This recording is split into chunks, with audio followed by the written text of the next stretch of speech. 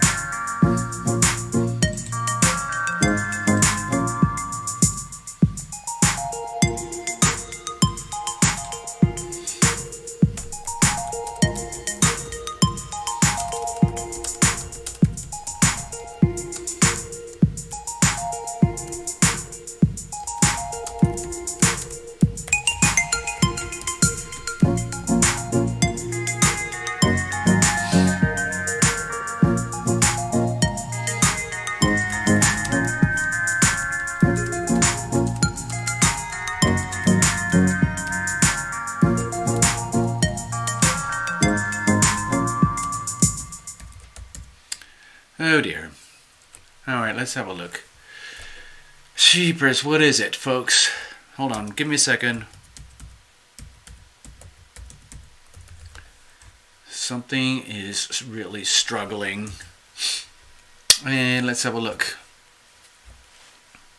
Yeah, it's, I don't know what to tell you. I've got everything's looking really good here.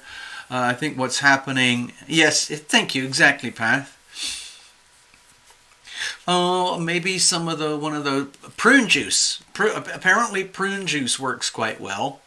Lots of it, or even eating raw prunes. Like a handful of raw prunes.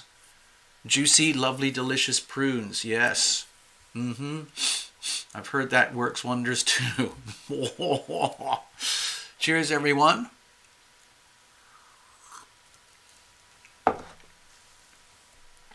Let's see now. From what I can tell, the delay is very, very long tonight. So that tells me that dear YouTube is struggling to handle all the streams and the videos and their primals, their streaming services, all the stuff that they do. So hold on, let me go over here. It's what can you do? I mean, we're doing the best that we can, right? So first of all, let me make a note here. Hello, Ivona. Almost overslept. That's okay. I've noticed that if I'm doing a really good job with telling stories with people, they fall asleep. So that's I see that as a kind of a sad but tragic compliment. So I just saw something come in. It just came in on the super chat. First of all, there's necessary truth. Yes. PayPal. Yes. Here we go.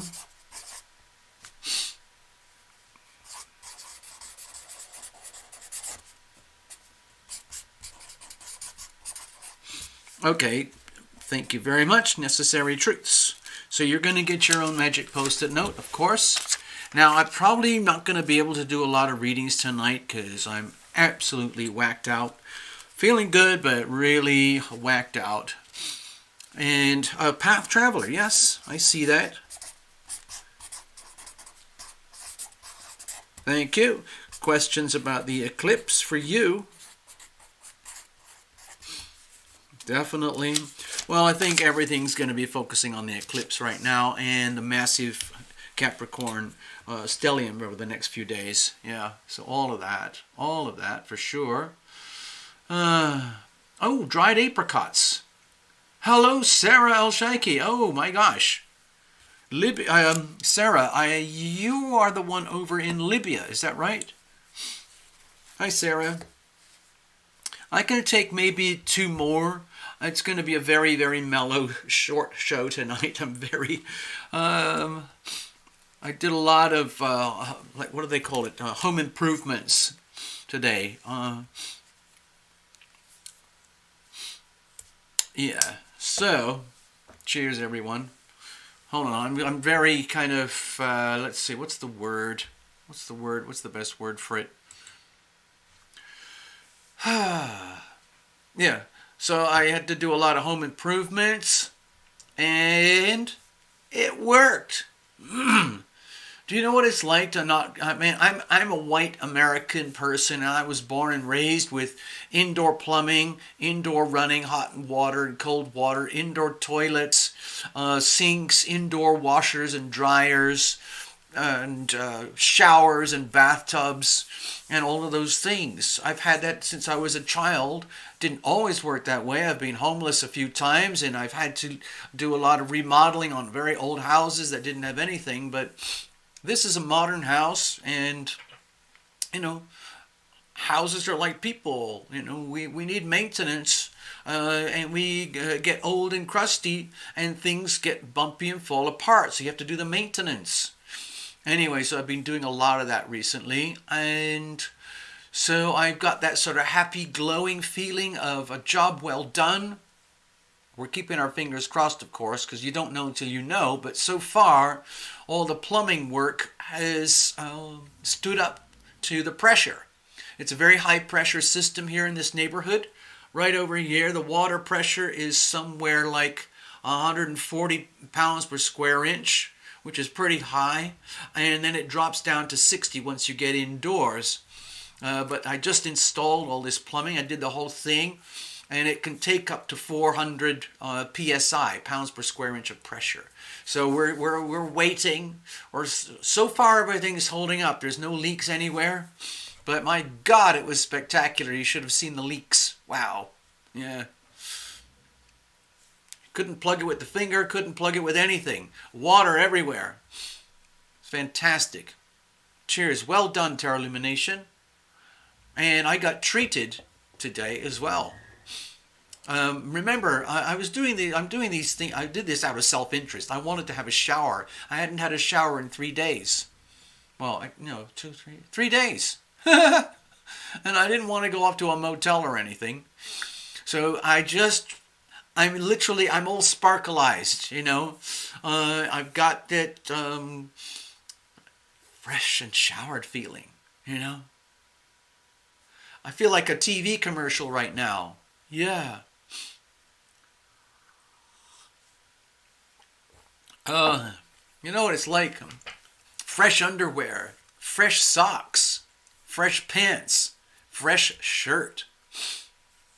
All those things. We have soap here as well. We have liquid soaps and things like that. It's fantastic. Yeah. Feeling frazzled, Terra Illumination? Thank you, Heather. Yes. No, hold on. Hold on, I gotta, for some reason, I had to click, you know, I have a lot of safety features on my channel because I'm so scared of getting destroyed. But so I had to activate Path Traveler's little notes there. Okay. Thank you, Path. Yeah, I should have shown that already, shouldn't I? Yeah, I should have, could have, would have done that. So, yeah, seriously. I mean, you know, we take it for granted over here in the, you know, here's Las Vegas, all right? Look, this is Las Vegas from space, from a satellite, okay? And we're over sort of in this area. And there's the strip, of course. And there's the airport right there. It's amazing how they built an airport right next to the strip, right in the middle of town. It's freaking mind-boggling. Hey, Tina. You're having a lot of tests done in the next 2 weeks. Will everything be okay? Uh-oh. Okay, well, we'll get our magic wands, we'll get our crystal ball and see what's going on. Thank you, Tina. I will get you your post-it note. I don't see that I'm going to be doing more than maybe 3, maybe 4 readings tonight. So let me take care of Tina first of all. I just saw that. Okay. All right, so Tina's got one over here. Lots of tests. Are they going to be okay? So I'm assuming these are like healthcare medical tests, all right, Tina? Some kind of healthcare thingies. Tests. Are we going to be okay? We'll see. Okay. It's VGR. Can I get a little mini reading, please? It would be amazing. It's VGR. What is VGR? Very good raspberries. Virtual grocery. Let's see. Virtual. Let's see. Okay. Yeah. Let's have a look. Hold on here. All right, so I got one for Tina.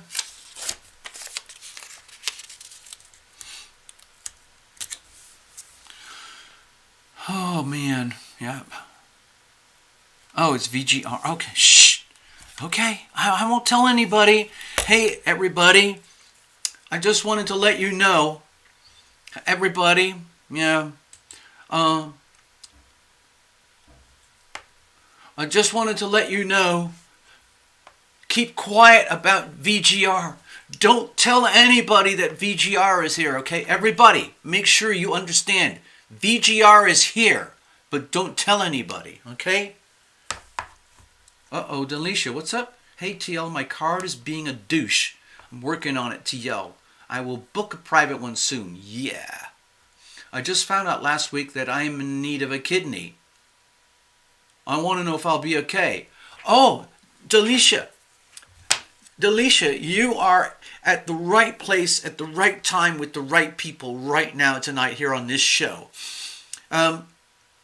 You need to talk directly with Path Traveler. She knows a lot about this stuff, okay? So, how can we do that?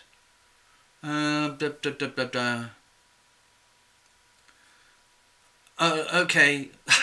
Okay, so this is like a medical evening. Tina's dealing with medical stuff. Path has a lot of knowledge about kidney medical things. We've got a kind of a medical situation going on here. I've got my ongoing medical things.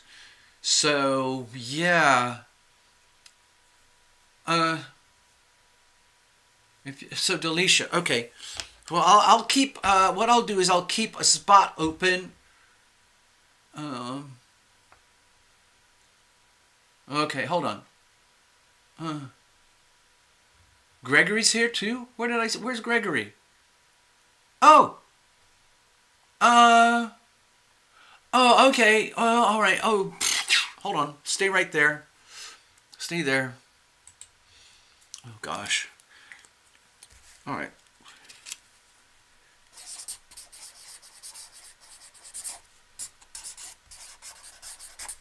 There we go. Thank you, Mr. Ross. I'll put that over here. Let's get these, make a bit more room. And we'll do it like this, so everyone's good to go. So, all right, let's leave it like that. You know what?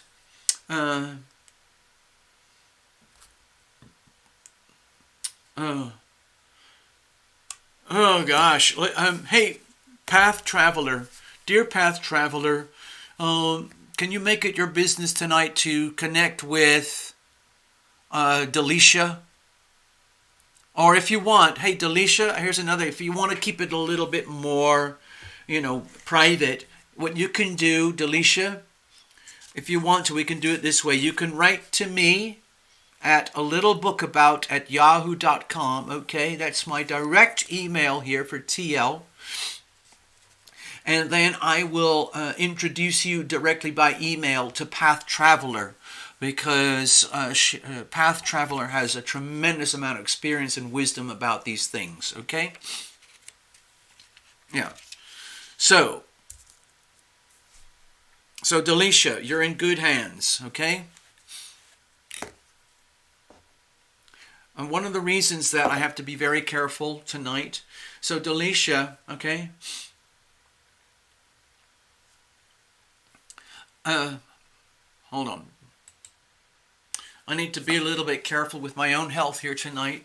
I'm kind of full of myself because I'm so proud, because I actually did a plumbing job and it worked.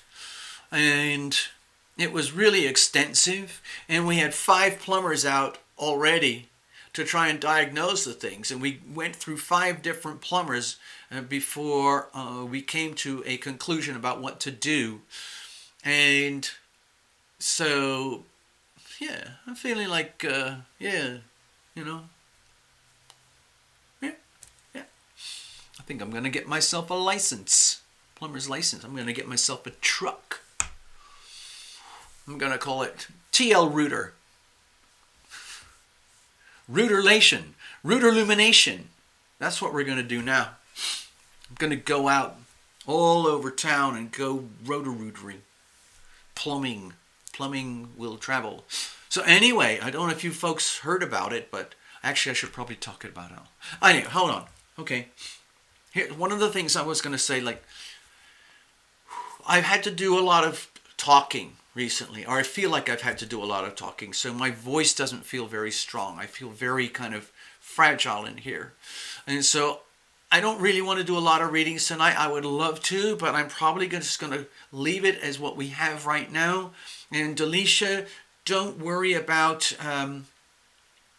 tonight or other. If you want to do something in private, we'll just book it. You can go directly over here. Okay, I'll show you. Okay, so anyone, if you need a private consultation, and because I'm not going to have time tonight to do all the readings that I would love to do, you can go to the terrorlumination.com website. Okay, it's just like that, terrorlumination.com, and there's a place where you can donate, you can meet, you can subscribe, and you can see where it says readings. You just go there, you can book a reading. It takes you directly to the PayPal page. Okay, so that's the way to do it. And we'll just do something in private, okay? So, the way it looks right now, I think I'm just going to say, hey, everybody, we're booked up. Yeah, we're booked up for tonight. I'm only going to do these 4 readings, okay? I would love to do 7, 8, 9, 10, 11, but I can barely talk as it is. It's been full on here for the last few days, and I need a bit of TLC. Oh my gosh! I should tell you about the treat that I had today. This was my reward for job well done. So there's this really cute, unique little cafe. It's sort of over. Well, it's sort of over. I guess more over here. And it's very unique for Las Vegas, because Las Vegas is just basically commerce. Everything is franchises everywhere. As you can see, it's just a massive grid. It's north and south and east and west. And everything's flat. You know, there's a few hills. There's a big mountain over here. And there's big mountains over here and here and here. And we're over here. And so to have a little kind of like a little boutique cafe is really pretty rare for around here. I'm used to little boutique cafes where I was in Los Angeles near the beach, Venice Beach. But I'm unwinding from my life in Los Angeles, and everything is changing right now. The 2020 has been a massive year of transformation. And so I had, they called it Baja tacos. So it had like a shredded crispy cabbage and this sort of delicious like spicy, zany lemon chili kind of sauce, and then lime juice, and then these like batter fried shrimps on the inside, and salt, and little bits of salsa, and pico de gallo. Oh man, that was so good. Anyway, all right. So let's just dive right in, because I mean it sounds like, you know, I'd love to just be here for the next 4 hours like we do sometimes, but I already know my body won't take it. So let's just dive in. Let's start off with necessary truths over here.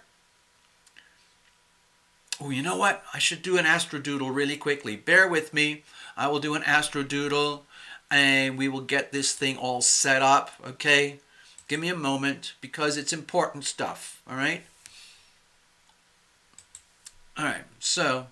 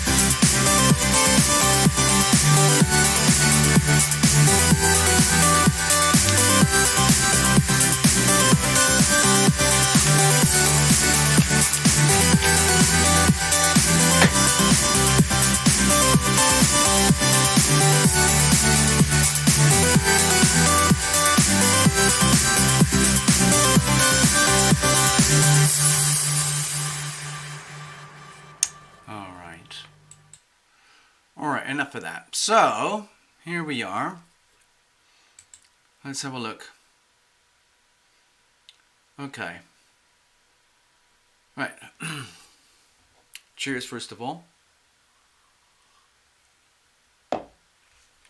We'll probably talk about this a little bit more on Wednesday as well. But for tonight, right now, as some of you know, also the South Node is here too, of course.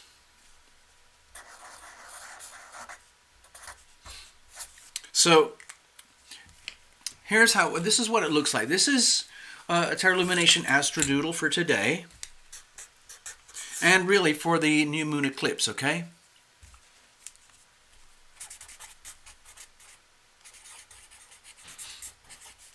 There we go. So this is like the astro weather, astrology weather. You know, these little circles, these represent the planets, okay? And they're orbiting the way we see it from Earth. This is like how we look at the solar system from Earth. So we see over here, Sun in Sagittarius, Moon coming up in Sagittarius, Mercury in Sagittarius, Venus in Scorpio, Mars in Aries, Jupiter in Capricorn, Saturn in Capricorn, Uranus in Taurus, Neptune in Pisces, and Pluto in Capricorn. So that's the general astrology. So for you personally, whoever you are, it could be, this would be fixed depending on your chart. So it could look like this, or this, or this, or this for you. Somewhere in your life, in your world, it'll look like that. It'll touch some hot spots. So, but this is for everybody right now. So we're heading into this, and again, it's the same pattern we've been dealing with for weeks now. This is a big, fat T-square. I know it looks like a triangle, but they call it a T-square because of this pattern here. This is why they call it a T-square. Okay, you see what's going on? There's a full opposition here. Gemini opposite Sagittarius. Very hard squares, tight degrees. And a very hard 90-degree squared angle with Neptune in Pisces, okay? You know, give or take a few degrees. So that's the big square, okay? And this is the T. That's why they call it a T-square. Anyway, it's a very stressful alignment. And the way I see it is that this is the story that we are seeing unfolding in front of us across the world. It's now unavoidable. Especially outside of the United States, it's very obvious to the rest of the world that the American political situation is in kind of a meltdown. The American economy is kind of a meltdown right now, and it's basically a betrayal of the American people by American people. This is the energy of the hidden enemy, and the hidden enemy is this massive, cancerous, tumorous type of energy that's existing inside America right now, where Americans are betraying Americans. And it's very diseased. This is the house of hidden enemies, the house of dis-ease over here, the house of sickness. And when you add the angles of Gemini and Sagittarius in the axis of communications and wisdom and knowledge and information and truth and reality on here on Earth, we're talking about fraud. Fraud on a massive scale. Astronomical fraud, okay? And the beautiful thing about fraud is that you believe it. Okay, that's the magic of fraud. People believe it. They believe it because the people who are really, really good at fraud get away with it.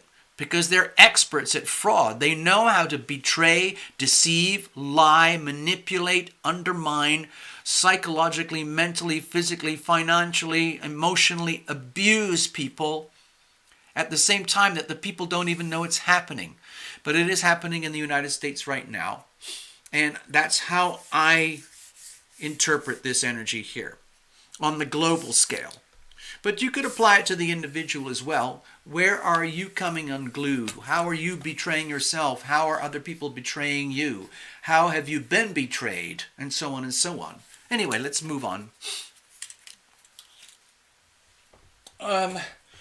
So, welcome, good evening. Thank you very much for being here. We're going to start immediately. I'm not taking any more bookings tonight. That's it. Necessary Truths, Path Traveler, Tina, and then Gregory. Thank you all for your super kind donations. And let's just put this up here, okay?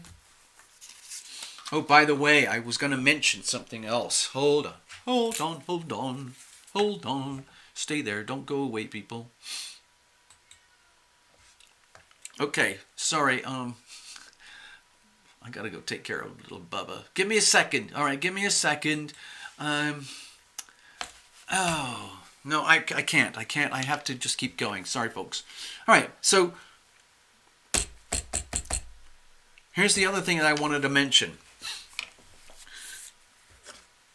Okay, so we're coming up to a new moon eclipse, okay? Right now. It's the very, very end of a lunar cycle. It takes 28 days to go from there to there. We just had the full moon eclipse about 2 weeks ago over here.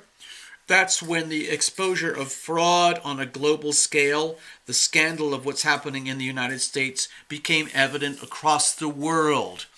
Not so obvious in America because the mass media is burying this. They're doing an extremely good job of pretending that this thing does not exist. But it is there. Anyway, for myself, at the end of a lunar cycle, I tend to become very fragile, flimsy, soft, tender, mushy, overly sensitive, weak. I just want to hide. Okay?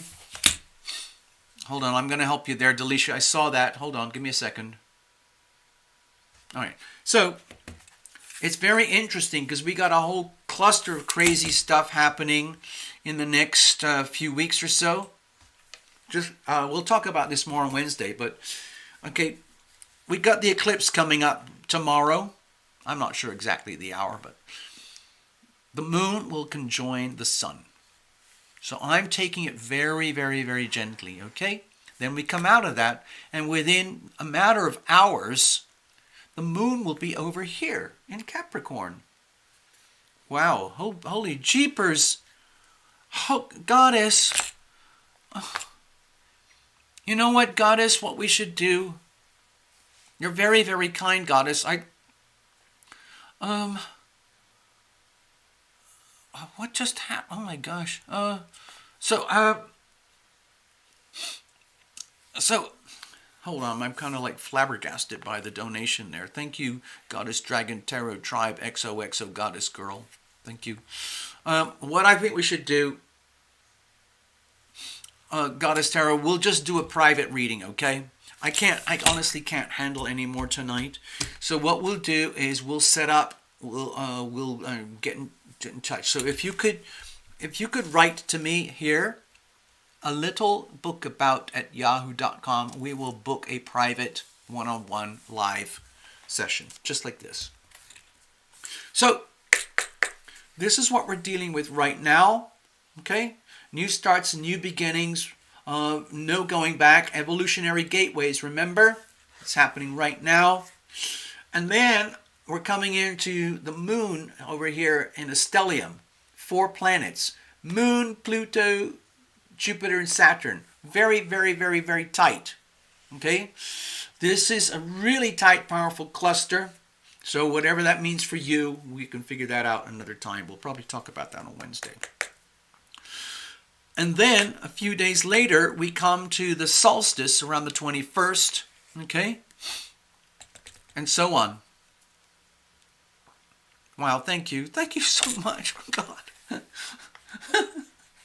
Thank you, seriously. Thank you.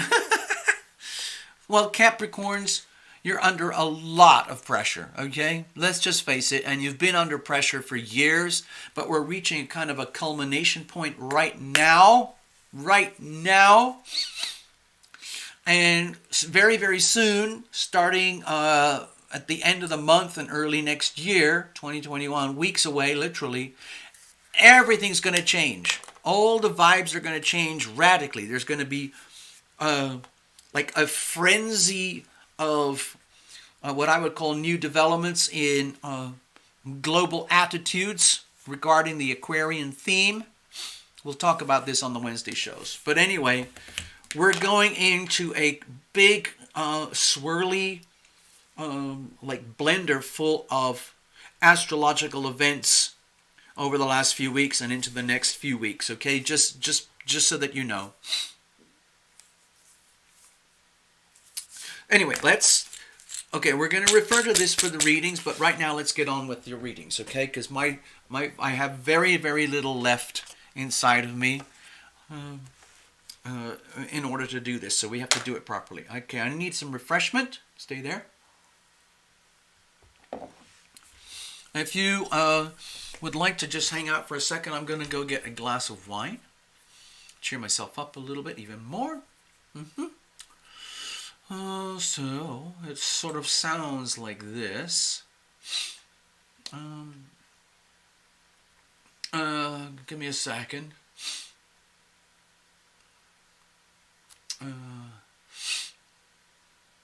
Oh, excuse me, I'm all kind of buzzy from the day.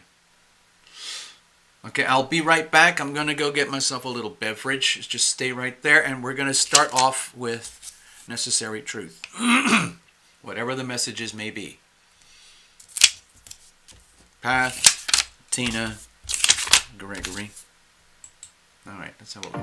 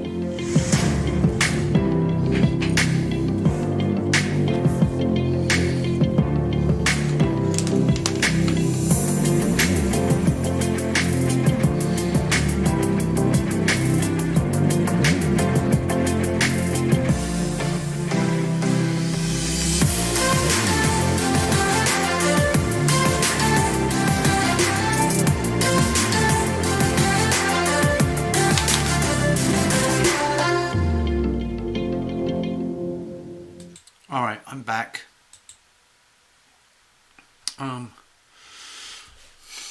Thank you, Beth. All right, dear necessary truth. Here we go.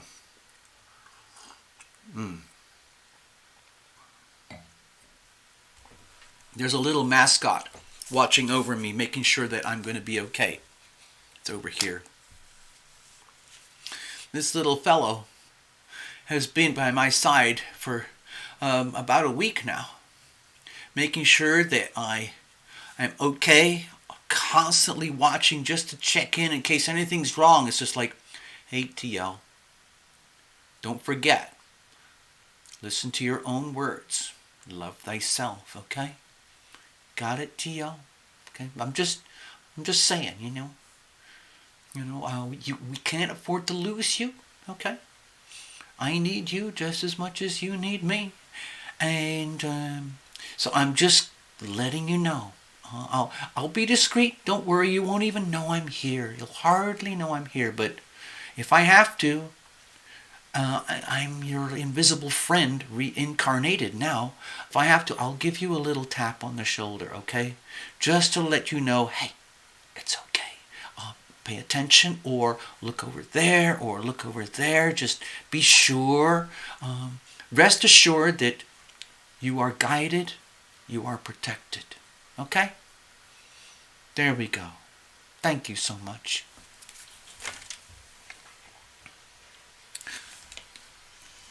That's just one of my invisible friends. I have a lot of invisible friends, by the way. I'm incredibly lucky in that regard.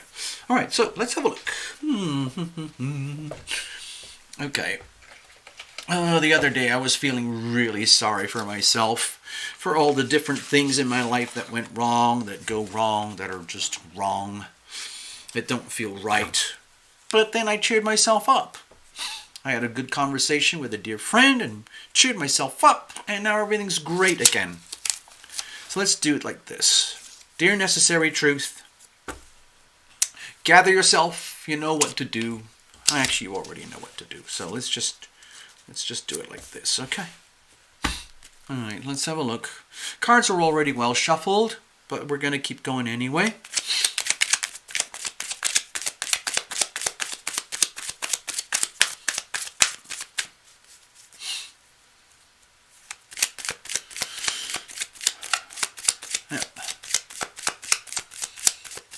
All right, dear Necessary Truth, I hope you're still here. Keeping it a very, very kind of lean type of show tonight. Thank you all for your generosity. No matter here or not, the reading will go on. Okay? People get very, very busy. Some people, they do their knitting or their cooking or their they're just cooking and cleaning or whatever while they're doing the show. I get it. So let's bless this deck, bless every single card, bless the whole channel, bless the cameras and the lights and all the softwares and the programs and the platform and the streams and microphones and everything that allows us to do this. It's freaking mind-boggling that we can do this at all, frankly.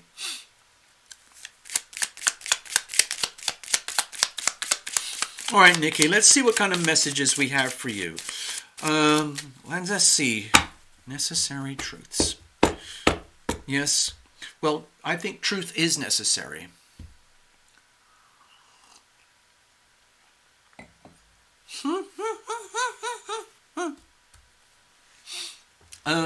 I was informed earlier today that Path Traveler has just witnessed an orb. Okay? An orb. So there you go. It was surrounding her Christmas tree. There you go. All right, Necessary. Let's do this. So what messages do we have tonight for Necessary Truths? Okay?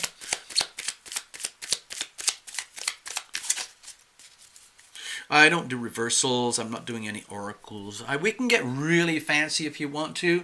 Some of you might remember like a year and a half ago, I was doing like 40 videos per month and, all that kind of stuff. And then the algorithm, the mysterious, enigmatic algorithm that is like this artificial intelligence robot that's actually operated and built by human beings, decided it didn't like me anymore.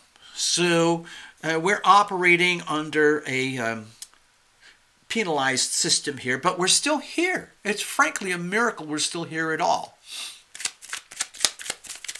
There, but for the grace of God, go we. Some would say that this, you know how I sometimes go on and on about things like, hey, everything is exactly how it should be. Why is that so? Because it can't be any other way. Things are the way they are. If it looks like an illusion, it's an illusion. If it feels like an illusion, it's an illusion. If it feels real, it's real.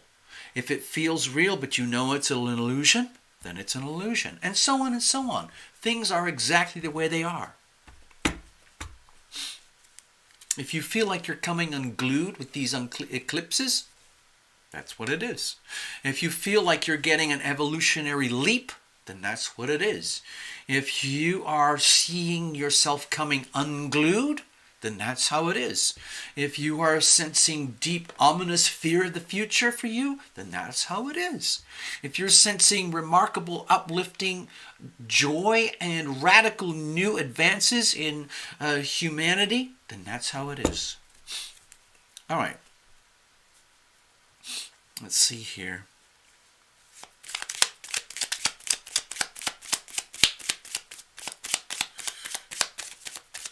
Oh, hey, Necessary Truths. Just to let you know, what I'm picking up here is kind of what I would call like kaleidoscopic energy, as though your invisible friends are showing off. That's what I'm sensing here. It's almost like this. I don't know how else to describe it. Okay, hold on. Give me a second. I'll try to. Dear Necessary Truth. Well, before we actually get into your reading, what I'm sensing personally here, sometimes I get these like vibes. And so I got this very kind of like kaleidoscopic energy. It's the same kind of energy that you see when you look at those multicolored snow globes. There's a multicolored, like a snow machine over in the lounge area over there. You can't see it from here, but anyway, it has this very kind of like magnetic, kind of dazzling, very therapeutic effect on you. It's like, multicolored confetti, dazzling, sparkling, very beautiful, and infinite. It just goes on and on. And that's what I felt coming from your invisible friends. Like they wanted to like send a message of like, hey, watch this. Look at us. And just to remind you to like always, I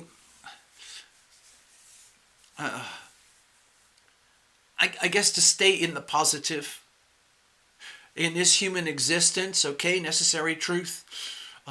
We're exposed to very obvious, vivid examples of black, white, yes, no, happy, sad, tragic, ecstatic, all these kinds of things. We experience them here on earth, and our bodies are hardwired to feel, to sense pain and pleasure. Whereas up in the ether, up in the the heavenly realms, things are much more. What's the word for it? It's just a much higher frequency, where the intense gravity and heaviness that we feel here on earth doesn't really exist, okay? But there are certain things that our souls crave that can only be learned and understood through physical incarnation here on earth. And some people believe in incarnation, some people don't. I do. I feel like I've been here many, many, many, many times. And, done this, been there, done that, and all those kind of things. And sometimes, like our invisible friends, they don't really like intercept you unless they feel it is ultimately in your best interest, and that if they don't, it's almost like an emergency. Because usually your relationships with your invisible friends happen on a kind of fluctuating vortex of consciousness. Sometimes, like for myself, sometimes it's like full on, as though they're right here in the room. Sometimes it's like they're not there at all, and I'm utterly focused like a Zen master on the physical three-dimensional realities at hand. So you have this wide spectrum of, let's say, perception. Like the perception of the great beyond, and then there's the perception of right here, right now, in our three-dimensional physical realities. And what your invisible friends wanted you to know is like, hey, we're right here, and we're just reminding you, it's freaking beautiful out here, and we're still here for you. Okay, so however bad it gets down there in your 3D world of Earth life, we're still here. Okay, got it? Got it? We got you. Okay, it's just like a flare, like we're right here. Don't you worry, we're still here. We're still your invisible friends, okay? Anyway, I just wanted to get that out of me before we do the reading, because that's what I felt.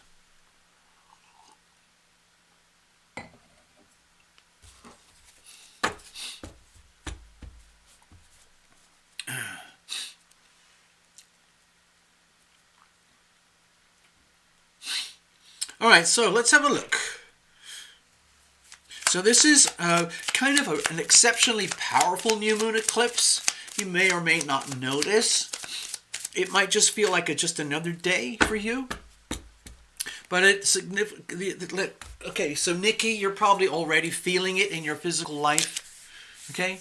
This thing here, this is an evolutionary gateway, okay? We just had the first step over here 2 weeks ago. Now we're getting the main step over here with the Sagittarius new moon eclipse. There's no going back, okay?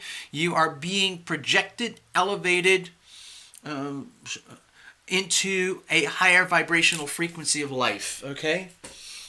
And saying goodbye to lower frequencies of expectation, understanding, experience, and so on. It's just good old-fashioned evolution, okay?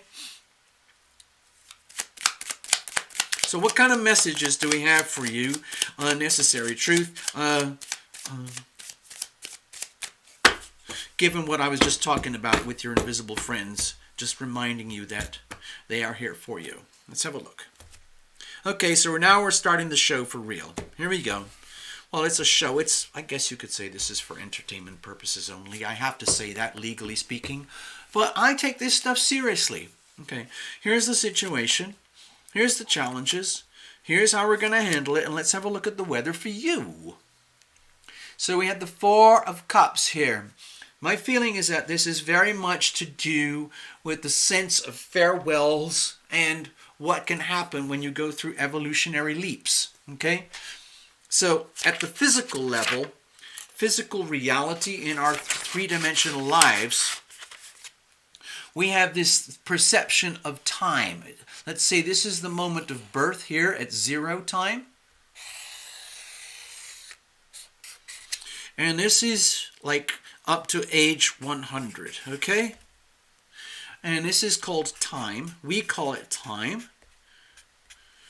But in the great beyond, time is just like this continuum thing where, like, where's the beginning, where's the middle, where's the end? Here on Earth, we have this thing called time, from 0 in our biological age to, say, maybe 100 or something. And we go in and out through life cycles, like birth, infancy, childhood, youth, adolescence, early adulthood, maturity, for better or worse, and eventually we start fizzling out. So we have, an experience like that, a physical experience. And let's just say you are somewhere on this continuum of time. Okay, let's just pick a spot. Let's just say you're over here. You're still expanding, growing, and ascending, okay? So you've lived this already, okay?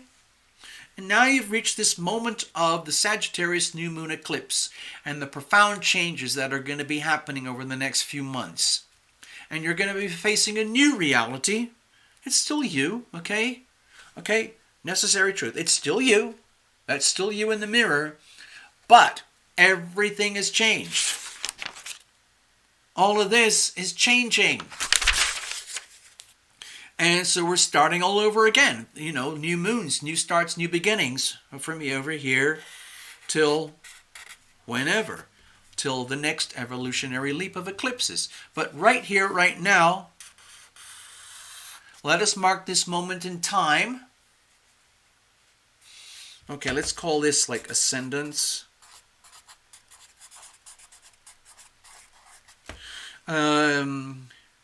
Experience in life.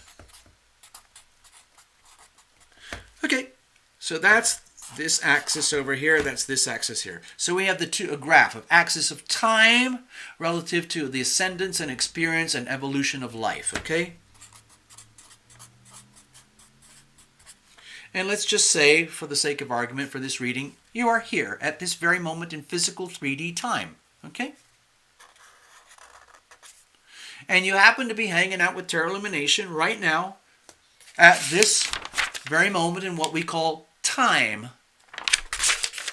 So when I see the little Four of Cups here, to me feels very much to do with nostalgia, where oh gosh, Robin, Robin, please, we're gonna have to Robin, sorry, honest. Sorry, Necessary Truth. I got to take a note here from Robin. Robin, I can't take any more readings tonight. So I'm going to give you one. I'll set you up for next week, okay? Okay, that's your magic post-it note. That's going to be for next week, okay?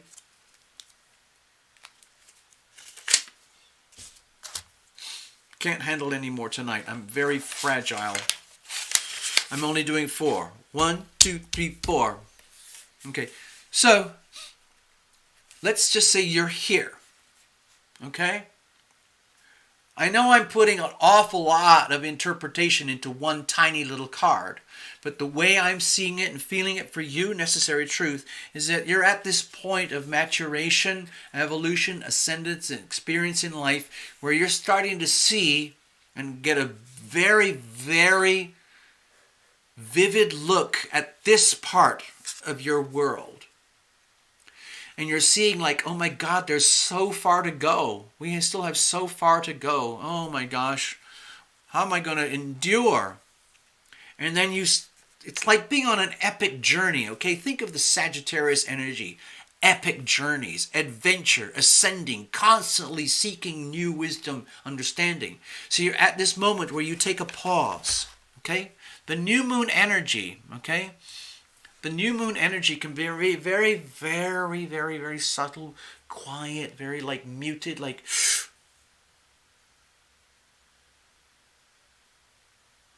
as you kind of like, fizzle out from the last lunar cycle. And the new lunar cycle comes into birth, just like the tides, okay? So at this moment, where we are literally fizzling out of a lunar cycle, entering a new moon eclipse cycle, to me it feels like there's this moment where Necessary Truth is like, pretend I'm in Necessary Truth, and it's just like, wow, oh my God, look what lies ahead. I mean, there's so much to do, so much to live, like over in that direction. And then you pause and you realize, wait a minute, I've already lived through all of that. Oh my God. And when you look back to all of that, you think, oh no. It's like, I can't believe how much I screwed up with doing this and this and this and that. And like with the Four of Cups, it's the energy of coulda, woulda, shoulda. If only I'd done this. If only I had been loving or been loved. If only I knew this or had that. Then I wouldn't be feeling the Four of Cups right now.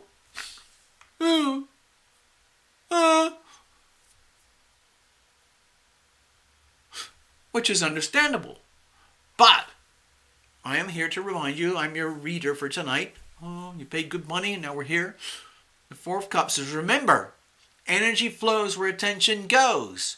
You still have a whole new world ahead of you. Think of it as a little miniature Ace of Cups. A whole new way to live life in a loving way ahead of you. But you've never been there before, okay? You're looking into the future. You're looking into the great beyond, like, oh, What? Oh, what is that? And it's just like this, like, oh, and then, huh? Okay, so that's what I'm sensing for you. It's perfectly understandable. Understandable. I see it as an emotional experience, and it would make perfect sense right now. Okay, so just regard it like as like this is where you are. This is where you've been. This is where you're going. This is your moment of evolutionary gateway. Okay, here today at this particular moment in time, as we head into the eclipse and come out of the eclipse later on. And as a human being, you're realizing, like some of us do, we take stock. We realize, oh my God, if only, if only, if only, coulda, woulda, shoulda. But remember, you still got all this, okay? And remember, you have your amazing, dazzling, sparkly, multicolored rainbow array of invisible friends surrounding you. So you're okay. Just remember, energy flows where attention goes. If all your attention is focused on the past, the coulda, woulda, shoulda, then you're wasting time and energy, because this is what counts. It's the little miniature Ace of Cups that's waiting for you on the other side, okay? What's the situation? More cups. So, my feeling is that you're starting to me it feels like getting a sense of connection with a soul family, but on a deeper level than you're used to, or that you've experienced before. This is the Six of Cups. Okay? Sometimes this refers to past lives, past life relationships, or current relationships where there's an awareness that there were shared past lives together, particularly if there's the energy of loving and being loved. So, the way I'm looking at it is this new moon eclipse is bringing things into sharp focus, the subject of love, the subject of being loving and being loved. What does that actually mean for you? What does that actually look like for you in terms of people in your life, the people in your life, very specific individuals? Where have you come from? Where are you going? Who is your tribe? Who is in your tribe? Whose tribe are you in? And so on and so on. And also, I think another thing that I'm sensing with this is the energy of discrimination, selectivity, okay? Where it's really, really important to realize that you have a right and a duty and an obligation to be selective about the people with whom you keep your company. Okay? So that you always do whatever you can to be loving and be loved. Surround yourself with people who love you. Where you feel in tune with them, they feel in tune with you. And anything and everything that does not fit that formula, bye-bye. But it's hard to do. Because this is, to me, looks like it's a whole new way of looking at life and love and relationships. What's the challenge here? Okay, so we've got the Tower. So don't be scared. For me, the Tower is a very powerful healing card, because it's all about reveal it to heal it. You got to reveal it to heal it. And so when the Tower energy is showing up here, it might indicate that you're terrified of some kind of either imaginary or perhaps marginally realistic thing in 3D about the collapse, the implosion of your life, your world, your economy, the world around you, the United States, it could be the collapse of your existing protocols in life, finances, business, relationships, location, whatever, because there are so many powerful astrological events happening right now that are outside of your control. Your duty and responsibility is, number one, to love thyself and then make decisions based on that protocol.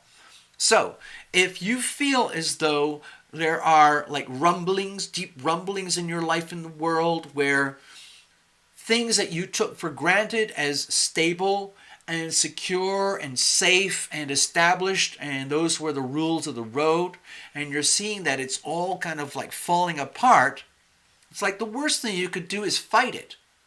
The best thing to do is to bring it on, let it all fall apart. But the problem with that is that it can be very like psychologically, mentally, emotionally frightening. So it would be, in other words, it would be natural to be frightened of evolution.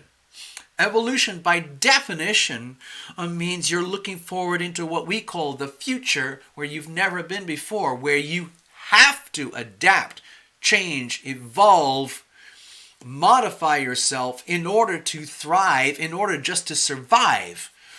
In other words, you're no longer able to just rely on what you might consider tried, tested, and true, let's say, operating systems or protocols in life. They're like redundant. And you're starting to see them, especially when it comes to life and love and relationship. You realize like, oh my God, I've never thought about it this way. And then your invisible friends are sparkling very loudly and brightly right now. They're saying, just because you're going through a massive evolutionary gateway, dear necessary truth, it doesn't mean you have to be all woe is me, coulda, woulda, shoulda, miserable. It doesn't mean you don't have any friends in the future, loved ones in the future. It just means that you're going through big changes. And life moves on. Okay? Like I tried to show you here. Okay? So you're here. You're coming from here. This is your moment of reading tonight. This is what we call the future. And in the future, it's typically also what we call the unknown. Because you haven't actually lived it yet in this three-dimensional reality. So this is like a massive question mark. Okay? You know all about this. All your fears, all your failings, all your successes. Fine. But everything from here onwards, big question marks. So what this reading really is about is becoming aware of the big question mark lying ahead, understanding that the eclipse is basically kind of preparing you, like, dear necessary truth, please understand that evolution is going to happen whether you like it, want it, know it, or not. All we're trying to say is, like, be happy anyway. Choose to be happy anyway. Whatever has to go, let it go. Whatever is not real, let it go. Whatever is not honest, true, or, in alignment with cosmic reality, the universal laws of nature, let it go. It might feel catastrophic to you, but on the other hand, why do you want to hold on to anything that is fake? Get it? Because we're dealing with the energy of fake.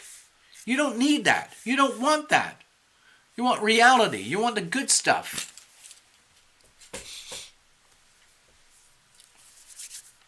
All right, so to me, this is kind of like a big, expansive reading, but it's probably very hard to understand or manage because I feel like we're dealing with an awful lot of energy in one tiny mini reading. So how do we handle this? Okay, so I've got the Five of Wands here. So my feeling is like, let's not make a big deal out of this, okay? Let's everybody calm down. Calm down. Calm down. We're talking about necessary truths here. The way to handle the situation is like, look at the reading, live through the reading. Let's forget the drama, whatever. Like, okay, this is how it is. Let's just say whatever tarot illumination is talking about right now in the reading. Okay, fine, I get it. But what are we going to do?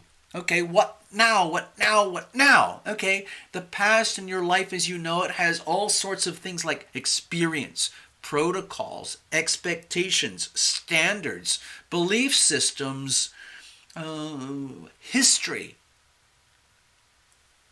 Fine. So what? So what? You know, let's pretend this just doesn't exist, okay? What are you going to do right now? What now? What now? What now? What now? Let's get present. Let's get here. Let's get right now, okay? That's what this is about. The Five of Wands is over here, and my feeling, I feel my role as your reader is to say, like, what this is telling me is like, treat this as fun.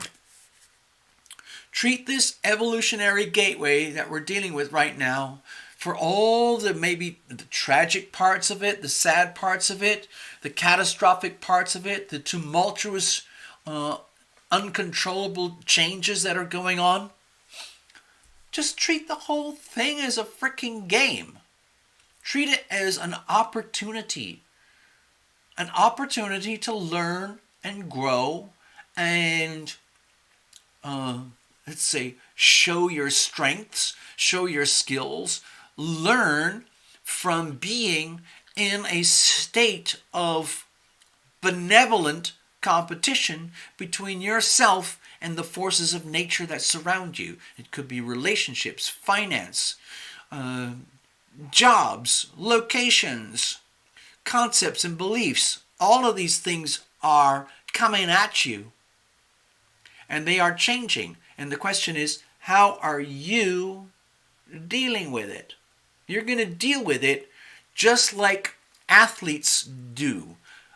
They do it in the spirit of competition. They're not trying to destroy you. It's a game. It's fun. It's frightening when you when you screw up and you know, like a tennis game or football or something, or chess, or I don't know, some kind of sport or game or thing where you are challenged. You do that deliberately. People, the way to do it is deliberately engage with life going forward, knowing that you're going to be just fine, and that all the scary things, all the sad, tragic things, just, I don't want to like burst your bubbles or anything, but it's history, okay? You've lived it. It's beautiful. But in terms of, you know, three-dimensional reality on life and the world, this is all lived. You've lived all of this, okay? And it is now being filed away in the history books. Going forward, you're looking at a whole new world, new starts, new beginnings, where you're taking it up a notch, okay? And eventually, you get to enjoy it all. But that's not for years and years and years to come. Right now, the way to handle this storyline here is to look at your life and your world as a challenge. You are being challenged to grow, evolve, adapt, change, navigate new dimensions, new challenges, so that you personally can evolve. That means evolving, becoming more and more and more aligned with truth, universal truth.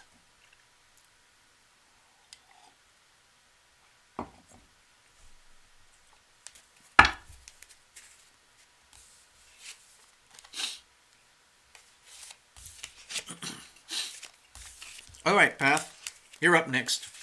Thank you, Necessary Truth.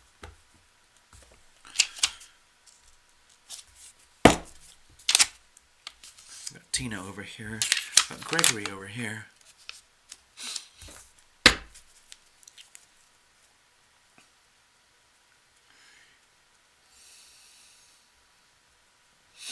Hey, Fritali, I just saw you on the screen. Yay. I just saw you. Hi.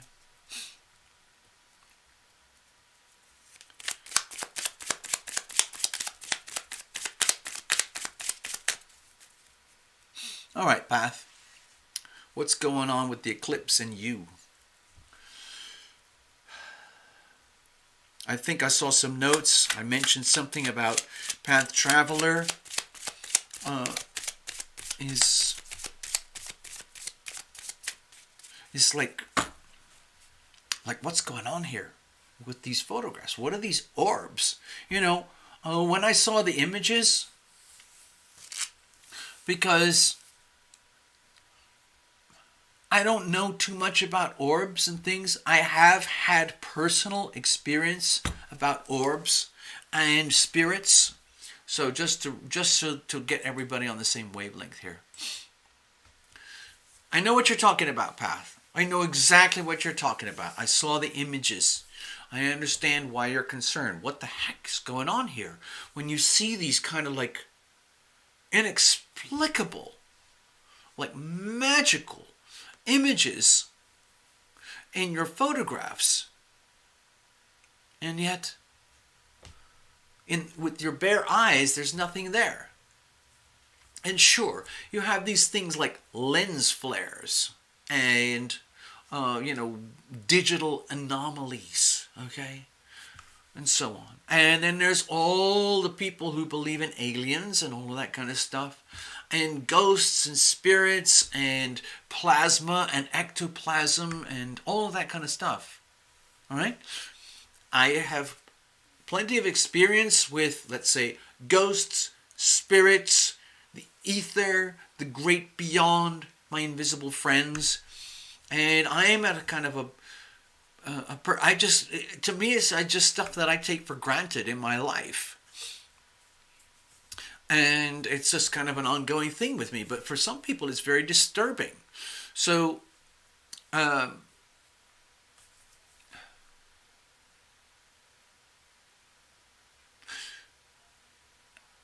guess in some way it's like messages. There are invisible friends, entities, beings from the great beyond. It's almost like, hello, Path. Just want to let you know we're here, okay? We're doing what we can. And so the things that Path has been showing us are things that you can see on YouTube that you cannot explain with physical science or reality. So what do? Like you say, okay, it's angels. It's spirit guides. It's heaven. It's love. It's the healing power of love. I look at it mostly as an energy field, the healing power of love, and I like to stay in those kind of frequencies. There are other frequencies. You can tune into frequencies where love is absent. And it's very, very similar to what happens here on Life on Earth. If you choose to be like a criminal gangbanger, and you choose to deliberately deny or denounce love, then you will get the appropriate experience. Okay? Things are the way they are, and it happens by decision, by choice. Okay?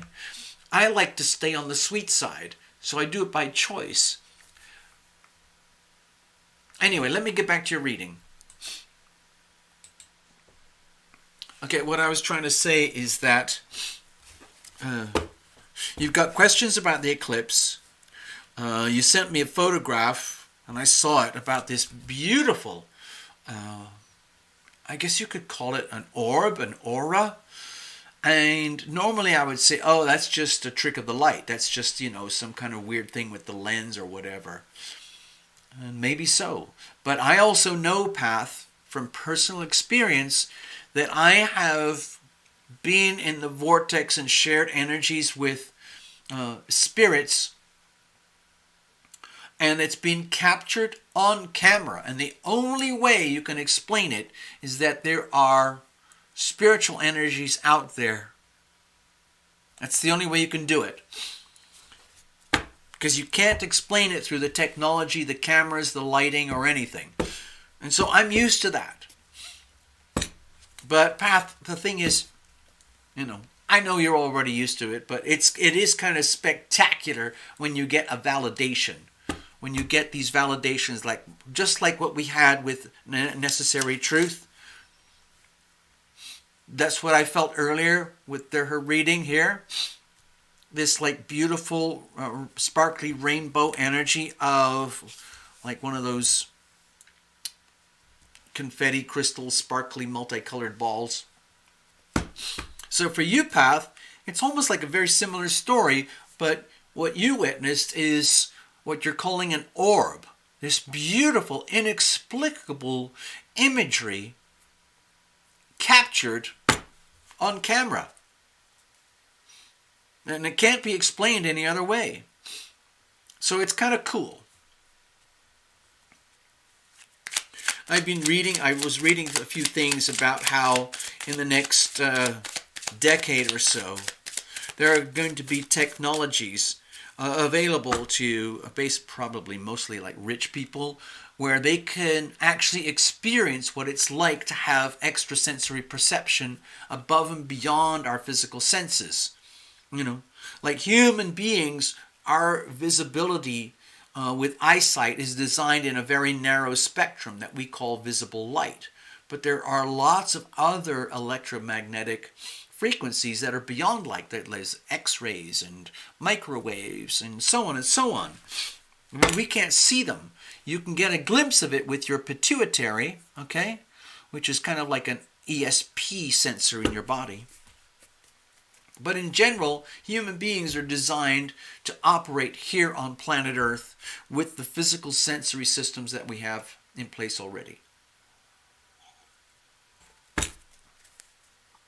All right, so Path Traveler, you're asking about the eclipse. So how does that pertain to you? So it's just this energy, but, how does this energy pertain to you? So all I'm going to do here with this reading is just pull up a reading and ask the question, how does this eclipse energy and the pending Capricorn cluster, what do they call it, stellar, coming up? And of course, might as well start looking at the Aquarius energy coming up in a few weeks right now. Plus we have the, what do they call it, the winter solstice up here in the northern hemisphere, solstice in the southern hemisphere. These are very, very, very specific moments in astrology and astronomy, okay? Astrology and astronomy overlap.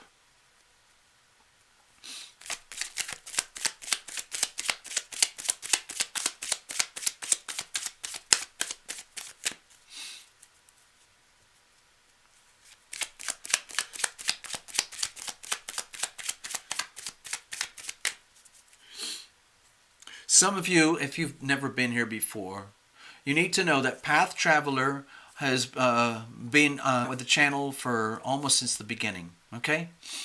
And a lot of the people here who have been here for a long time, we've kind of evolved and grown together. It's like a mutual supported relationship system that we have here. Because I learned so much from you guys, and I try to...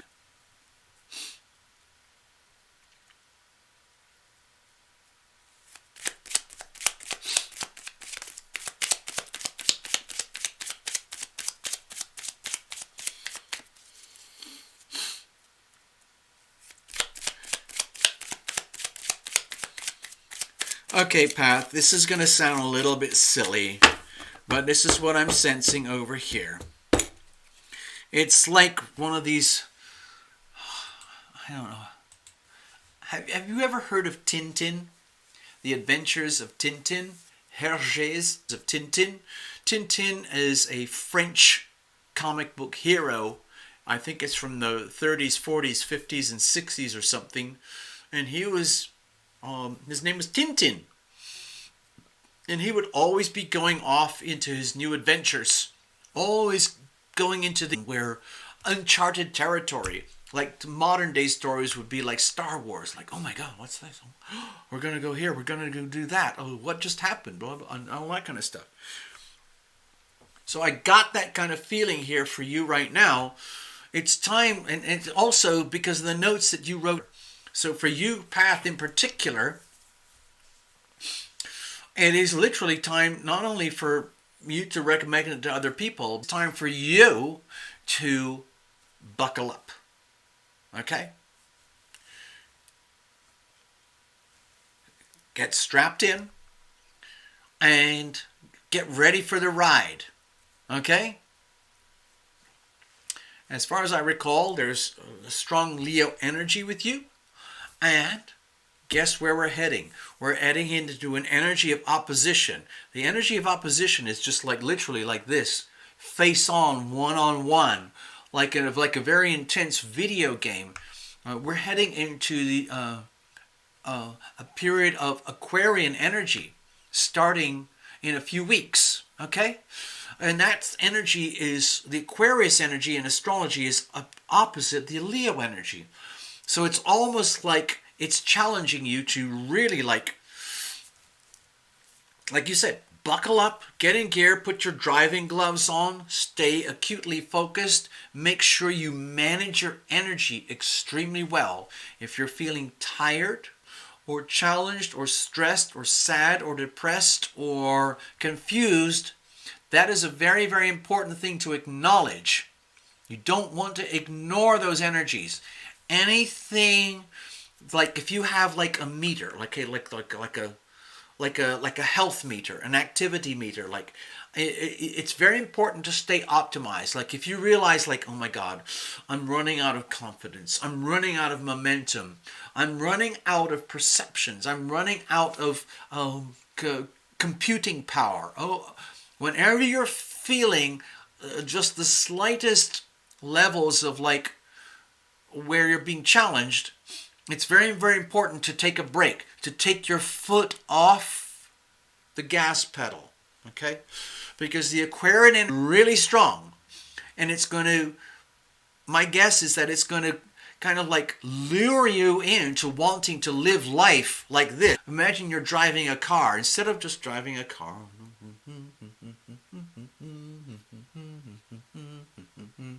it's like this. That's not healthy. Okay, so that's what I'm sensing. Before we've even got to the reading here, it's very important to understand that you're hyper vulnerable to sensory input that's out there, which could lure you in to being the kind of driver that is right up on the steering wheel, right in the face of their windshield, like trying to get through, oh, turn left, turn right, right. So just be careful of that, okay? Just be careful of that. That's not. It's better to dial back the energy, understand that you're being lured into this stuff.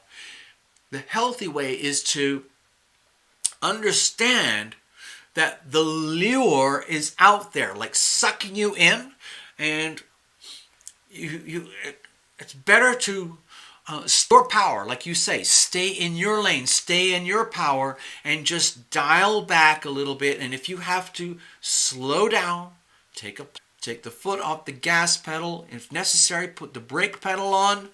If necessary, pull over to the side of the road, assess, evaluate, look around, observe, chill, breathe, relax before getting back into your... I hope that makes sense. Okay.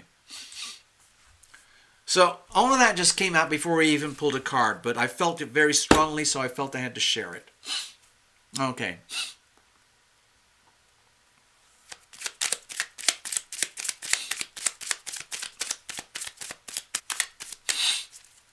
All right, let's have a look here. So let's get a little bit more specific with the reading itself. Let's have a look.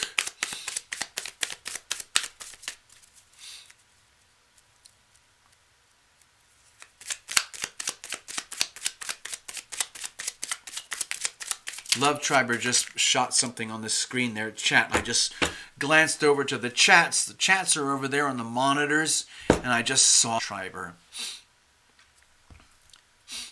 Mercury, Venus, Moon, Black Moon, Lilith, and Juno, all in Capricorn. Okay? I don't know what that's referring to or when, but it's something to note.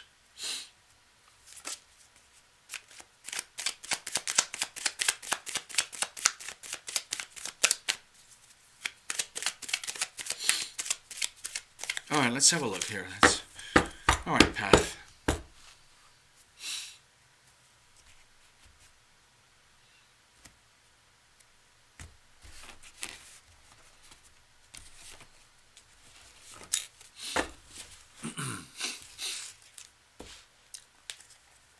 Here's the situation. Here's the challenges. Here's how we're going to handle it. Let's have a look at the weather. Okay, 7 of Wands here. And to me, it feels like a bit of a setup. Okay? So, here, I'll just show you the imagery. So, with the 7 of Wands energy,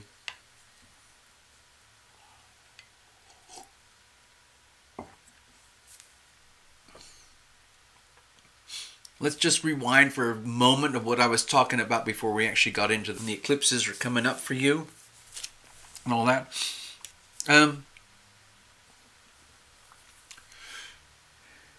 To me, it feels like it is inevitable that you're going to attract a lot of, let's say, contradictory or challenging energies, or energies that oppose you, but more specifically that appear to oppose you. And that's because I think you're already starting to get a glimpse of the shift, a huge shift of energy, as Saturn and Jupiter migrate from Capricorn into Aquarius. It's a very different energy, and we're going to be going over the cusp period over the next few weeks, the next few months, okay? And I think you're already starting to sense it and feel it. And my feeling is that you're already aware that it's going to be demanding, that it's going to take up a lot of attention, that you're going to be fully engaged with life, almost like never before. Some aspects of that engagement with life might be challenging, okay? Like a lot of very, let's say, subtle, very hidden things that have always been there and around you, that have never been challenged before, they're going to become fully apparent. And that is for you to learn and grow and evolve, adapt and change and effectively prosper. But it is under a lot of, not a lot of painful pressure, but a lot of pressure. I don't see any pain here. What I just see is pressure, where this is part of your chosen path of evolution, where you're now at a point where you are strong enough, you're powerful enough, you have enough life experience where you can handle the next step, because the next step is going to be full on to you. And you're already, I think, it's almost like it feels like you're already lining up, you're already like preparing for this, because you already know. You already know that these new energy fields lie ahead of you. And you've already made the decision that I, Path Traveler, am not a victim. I am not going to be a victim. I refuse to be a victim. I'm not a victim. And then we're going to move away from the energy of not this, no that, no. We're going to look at solar. Instead, we'll flip it around. It's the same energy, but we'll flip it in terms of language. I will prevail. I will prevail against this and this and this and this and this and this and this and this. Okay? And from that, I will grow stronger. And you can't take me down. You, whatever this is, whatever they are, you can't take me down. You might try, you might want to, you might think you can, but you can't. Because I am Path Traveler. That's just how it is. That doesn't diminish the pressure or the challenges. It's just a question of attitude, okay? Perception, state of mind, state of spirit as you deal with the eclipses and what is unfolding in very rapid succession with the eclipses. We just had one eclipse 2 weeks ago. We got one coming tomorrow. And then in a few days, well, in a day, you've got the big fat Capricorn stellium. And then in a few more days, we're switching everything into the energy of Aquarius. Big, big, big shifts, evolutionary gateways in a row. Bang, bang, bang, bang, bang. What's the situation? To me, it looks like you're actively starting to strategize about moving on. It's like the energy of a prepper, okay? I'm not going to say, I'm just going to say the energy of a prepper. Someone who realizes that there are irreversible changes happening across the world and life, the world, the planet, and everything. And right now, for me in my life, what counts is the essentials. The absolute essentials. The people that I love, the people who love me, my tribe, and I'm only going to move forward in a state of universal truth. Knowledge, information, facts, data, proper communication, healthy, respectful communications. Pretty much anything and everything else is secondary in comparison. So to me, it looks like you're forging ahead, starting to look at new horizons and preparing to say goodbye to old lifestyles or lifestyles, what I call lifestyle package deals that are becoming redundant. What's the problem here? Okay, let's just say, no matter how optimistic I'm trying to be in my presentation here of your reading, it's still stressful, okay? Because let's face it, okay? Let's face it. Not only you, yourself, so planet Earth is facing into a radical new paradigm. In terms of Earth time, Earth experience, none of us have been here before. We're going into like a vortex of Aquarian energy. Aquarian energy definition is unknown, new, wacky, weird, miraculous, shocking, surprising, miraculous, I think I said that, and destabilizing, and awakening. One of the key things about the G is freedom and liberation. And that comes, what that means is like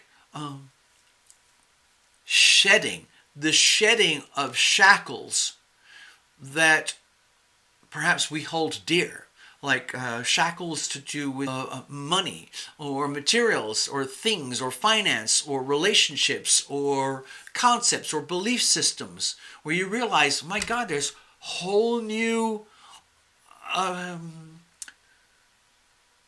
let's say, what's the word? Grades awaiting you. And you can't see them, sense them, believe them, understand them, integrate them without a physical life, this physical lifetime right now. And so that's what's happening with the Aquarian energy for you. The Sagittarian energy, I think, is very supportive for you. The Sagittarius new moon eclipse, it's like, it's energizing, it's encouraging, it's very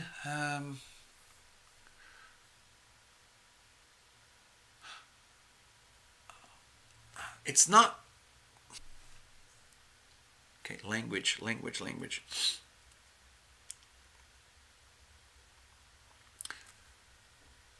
This is good for you. Okay, let's put it that way. This is good for you, even in the moments of challenge, doubt, misunderstanding, miscommunication,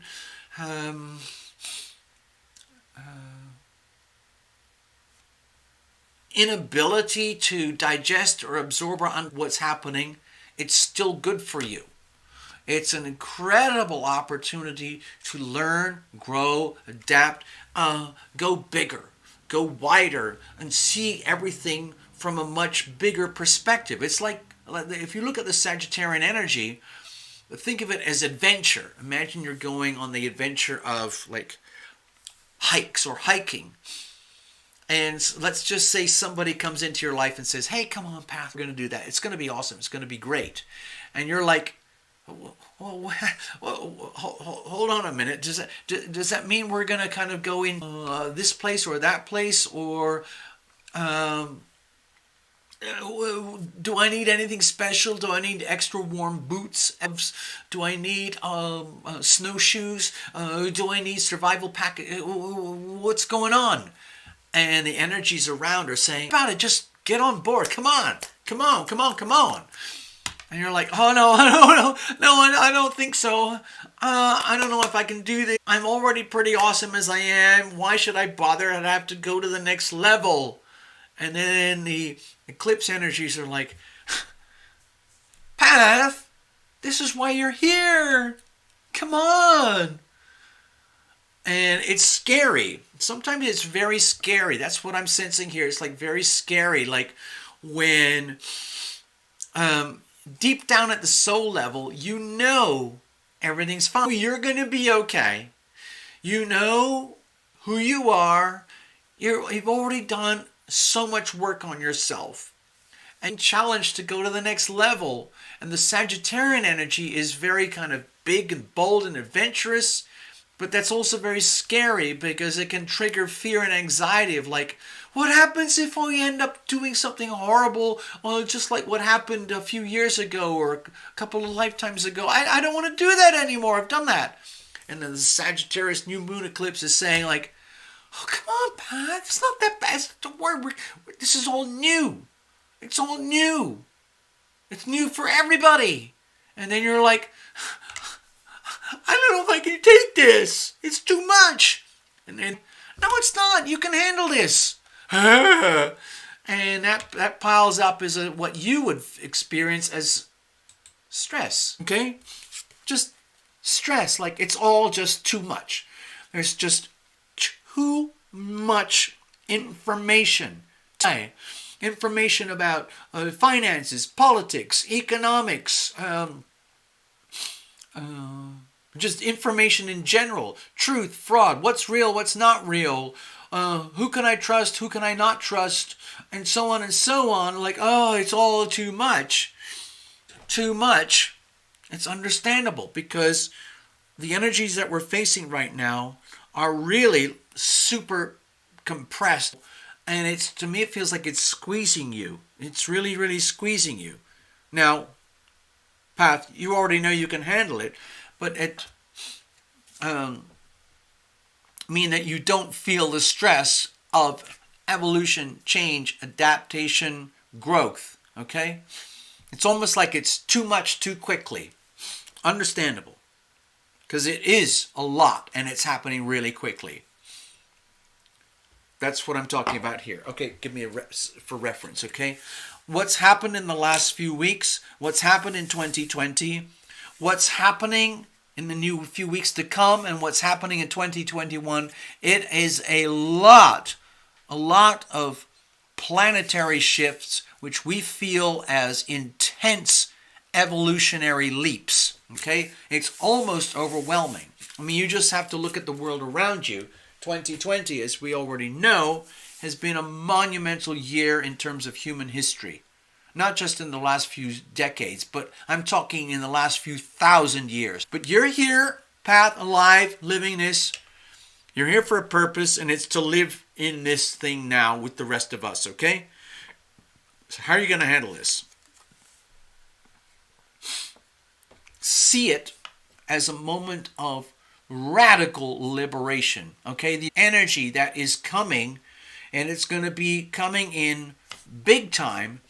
It's all about freedom, liberation,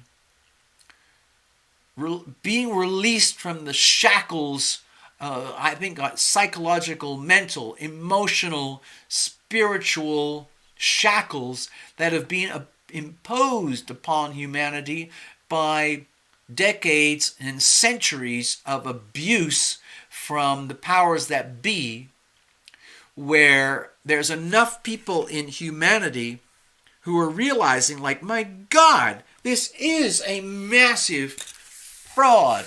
We, the people, have been defrauded for decades. You gotta reveal it to heal it. If you are not aware that you've been screwed over, defrauded, manipulated, deceived, undermined, betrayed, how can you possibly heal it?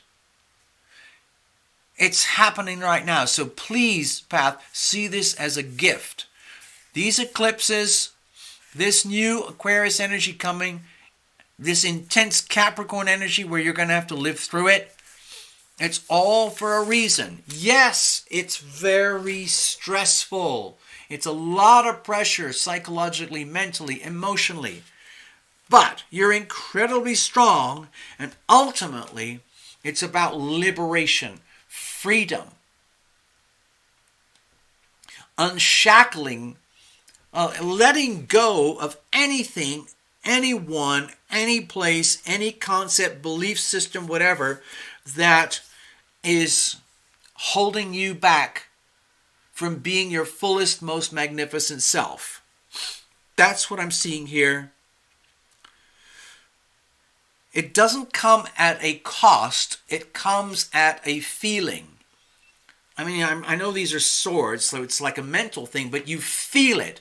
You feel anxiety. You feel stress. You feel the intense pressures of evolution. The whole of planet Earth is being forced to evolve under intense pressure. It's like how they make diamonds. You know, they just squeeze carbon under intense pressure, and black sooty carbon turns into sparkly, beautiful diamonds. That's what's happening here. Okay? So ultimately, even though it might feel stressful, it's ultimately about like you coming into your own light more than anything else. And you learn through the experience of opposition. Because a lot of times, and that's one of the beauties of relationship, not to do with a relationship, but it's your relationship with life in the world and everything that is not you. You learn from that and you discover who you are through the process of reflection, okay? And this little reading here is sort of like a moment of reflection. So I'm giving you your reading back to you so that you can have a chance to like liberate yourself. Like, oh my God, I never thought of myself like this, thought of myself like that, felt myself like that. Wow, it's actually liberating. So as scary as everything is around us on the planet with politics, finances, banking, environment, food crisis, pollution, overpopulation, fine. It's still the perfect setting for you to break free. It's almost like living in a more light and free and liberated manner than you've ever lived before. A huge shift in energy, okay? That's what I'm sensing. I hope that helps you, Path. I hope that made sense to you in some way, and that you can, translate that in a way that makes sense to you. Next up, Tina, we got these tests. I think this is all about medical stuff, right? After Tina, we got Gregory. Let's have a look.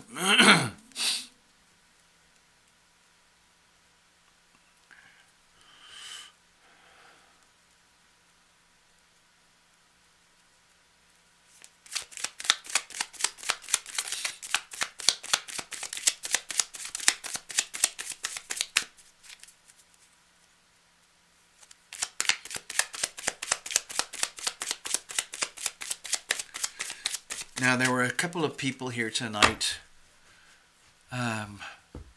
who put money in the pot. I think it was Robin. Yeah, Robin. Okay, Robin. So you've got a tab going, okay? So we're good. Put this in for next week or something like that. And also, it was Goddess. She has a very, very long name, but it's Goddess Tarot. She put in a donation. So Goddess Tarot, you know what I'm going to do? I'm going to make another card here.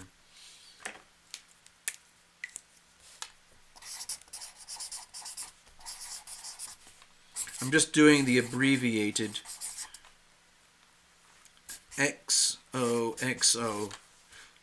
So you've got one, okay? And Robin, you've got one. Now, if you want to, we can do this in private, okay? We don't have to do it tonight or next Sunday. We can arrange something. So if you have to, get in touch with me at alittlebookabout@yahoo.com, and we'll get you booked up properly and do it in the week or something like that, okay? But we're not going to be reading these tonight. I can't handle it, to be honest. That's all there is. All right. I need a top up here. Nikki wants it. I'm going to give this girl power song here because what I'm thinking of in my life is that, I was talking to Love Triber today about, like, who are we? Why are we here and everything? We went around in kind of circles, but I think one of my purposes here in this lifetime is to encourage women in their girl power to literally just freaking go for it. And that, yeah, sure, it takes courage and everything. So I'm going to play a song. Nikki wants a song, so I'm going to play a song. It's called Hey Oh. This is a serious girl power song. And I always like to imagine it as, kind of wacky comedy thing where you're doing, like, what's that, Cossack dancing? Where you cross your arms and you have a very serious look on your face and you kind of jump up and down like those Irish Cayley dancers or those Russian Cossack dancers, and everything seems very serious and important. Cree, great. Cree, I haven't seen you in a while. Yeah. All right, here we go. Here's the song. Hey-O.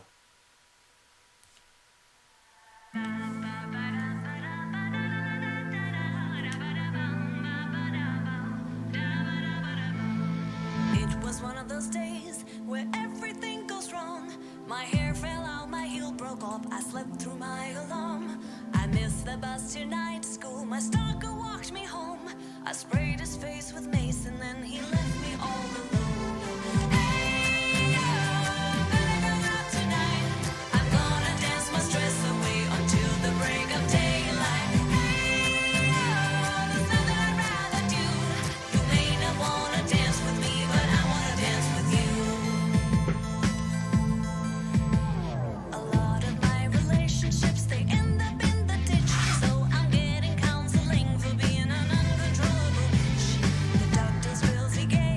They make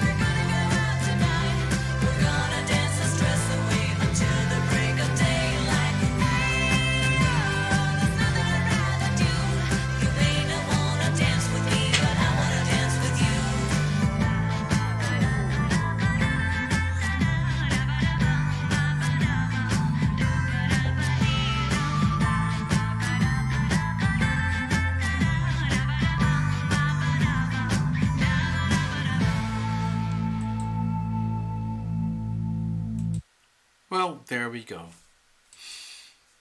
I hope you enjoyed that. I had to do a lot of, let's say, creative visualization to put myself in the position of the girl to tell that story. And I felt it very vividly.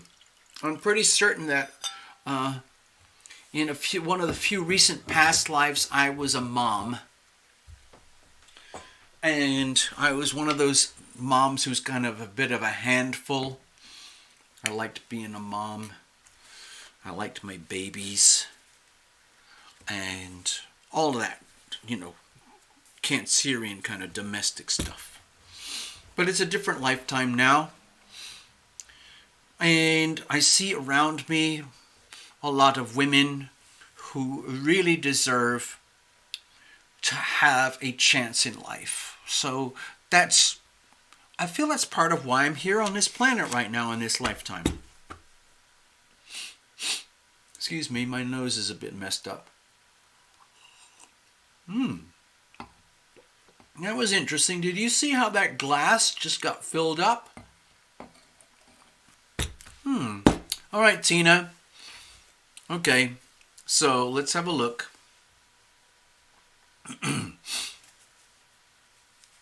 So, Robin, we're going to meet another time. Goddess, we're going to meet another time. Thank you. Thank you.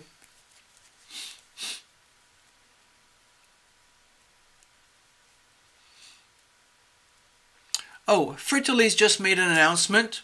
By the way, everybody, you need to know Fritily is a reader. That's her channel, Fritily Land of Tarot and Truth. She's saying right here, right now. Okay, let me announce this. Let's do this properly. Because we have all sorts of people who come to this channel, including readers, healers, psychics, mediums, remote viewers, all of that kind of stuff. Fritily, just to give you a heads up, if you want to book a reading with Fritily, you're dealing with someone who has like an extra large brain, it's like having a huge processor. Sometimes she almost doesn't know what to do with it. There's just like so much capacity. So it's a different kind of reading. Again, if you want to, Fritily, if you want to put your email in there, I will click the button to make sure that people see it. In case you want to get kind of an alternative reading, Fritily's out there. By the way, also, Nikki is a medium. Also, Love Triber does these really like precision card readings. It's sort of like astrology. It's very, there's nothing like mediumship that goes into it. It's more like, it's precision. Okay? So I'm just putting that out there for now. I'm not very good at all the sales and marketing things, but yeah.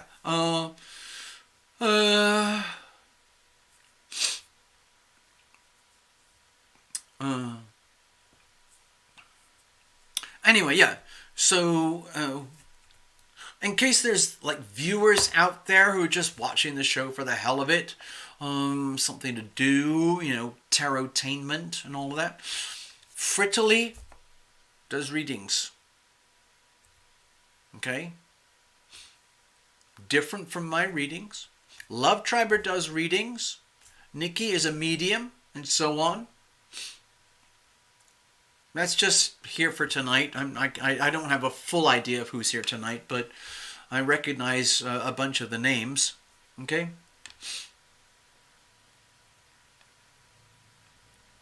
Thank you, Path. Yeah, Path, I got the notes earlier. Tina is concerned about some tests coming up. This is all medical health issues, okay?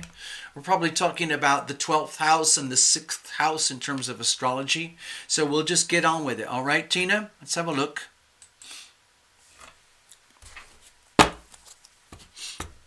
The wonder about these cards, the wonder about doing these readings is that anything and everything happens. Anything and everything. So, okay, Fritily has just made her email available out there and obvious to anyone who needs it. Fritily is also very good with animals, okay? in case you need to get readings regarding animals.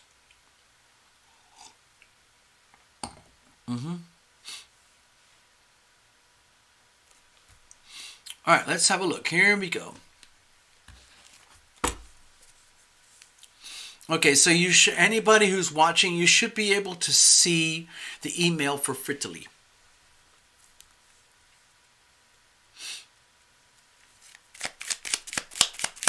I'm just going to do an extra shuffle here, okay, Tina? I just want to say thank you, Tina, for all this time. Tina is one of the people who've been here since almost the beginning of this channel, honestly. So we've kind of, in our own bizarre way, lived through a lot together. We've never met in person, but we've done a lot of work together. I like to think of it as mutually supportive relationships. I learn so much, and then Tina, for whatever reason, feels like there must be something here. And so we kind of, what I tend to notice on this channel is that who hang in for the long term have been really, really good at supporting each other with the really tough decisions as we move forward in life, because we're always in this three-dimensional world facing this thing that we call time, where the now, all our power lies now, in this moment right now, not yesterday, not tomorrow. It lies right now, and all our decision making is done in the now, in appreciation and understanding of what we call the future, and in respect and all the past. But either way, it's all about the now. Now, a lot of people do not like to make decisions. Okay? I'm just letting you know. I've seen that. It's very, very evident if you look at life and world around you. Human beings in general do not like to make decisions.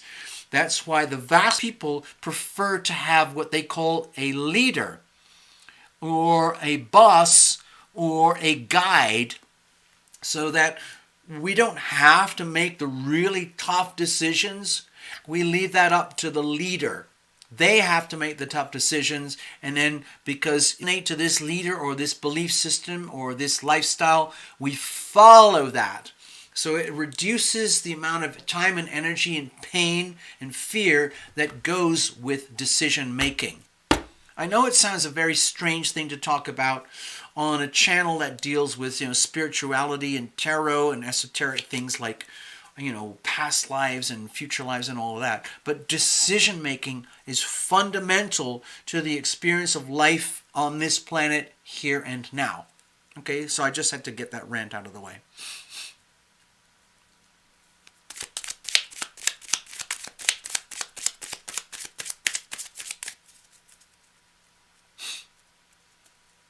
All right, Tina, let's have a look here.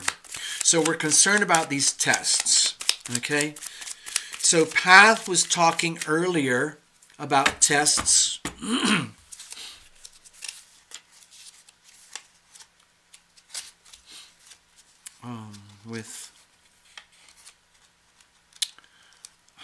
was it?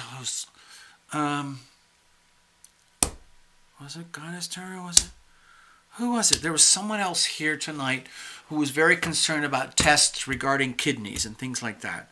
And so we did this hookup between Path Traveler and the other person, okay? Okay. Or maybe it was actually Tina. Okay, we'll see. Anyway, let's keep going. So let's have a look. Tests.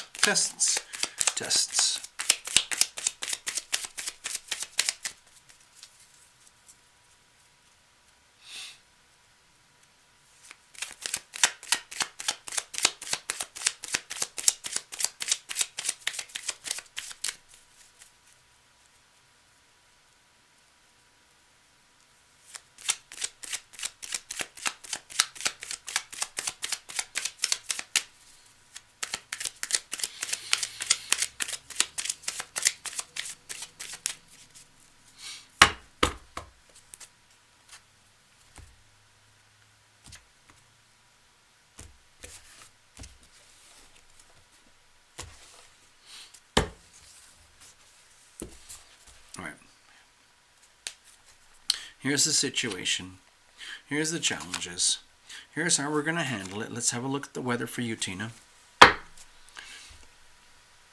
Okay, so with the Four of Wands here, my feeling is that you can take comfort in knowing that you're not alone in this journey. The obvious issue of fear to do with the reports that come out of the tests, okay? Like, obviously, you don't want to hear any bad news. Obviously, you want to hear good news. On the other hand, if there is bad news about whatever it is, and the test is showing up, it's very, very important that you don't look at it as bad news. You look at it as information. Neutral, okay? It isn't bad news or good. It's just information. The tests are there to help in terms of diagnosis. How do you deal with that which is? So let's just say a test reveals this, and this, or that, and that, and that. Some of this, and this is really bad. Some of that is like, okay, that's fine, that's fine. That's the whole purpose of tests. So let's get back to this. You've got to reveal it to heal it. So these tests are all about revealing what needs to be revealed so that whatever needs to be healed can be healed, if that makes any sense. You might have to play that again a few times, okay? So in other words, fear is irrelevant here. What counts is just pure information. And then, what do you do with that information? Just, to me, it feels like with the Four of Wands, it's just trust and understand that you know that, for example, with Path Traveler, I can't remember if this was... I'm sorry, I'm kind of losing it here, Tina. That's kind of why I'm trying to do a really short show tonight. But I think it was something to do with you, Tina, and Path Traveler earlier. Oh, no, I don't know what it was. I'm sorry. Excuse me. Sorry, Tina. But what I'm suggesting here is with the Four of Wands is that you're not alone. Okay? Like, let's say you get certain bits of news or information from the tests that are unwelcome. Like, oh, shit, it's that, that. Okay? Okay. And then some tests tell you, okay, well, you don't have a problem here. So that's great. But to me, it feels like the important thing is that, like, it's almost like you share the information. Let's just say, collect the information, collect all the results, everything that you possibly can, and then look at it from a very neutral perspective. Treat it as information. Instead of bad news or good news, which is the natural and obvious thing to do, treat it as information. Information is neutral, okay? It's just neutral. So you take the information, what do you do with that? You share that information with people that you love and trust, people who love and trust you, and then you figure out what to do from there. So it's not like it's the end of the world, okay?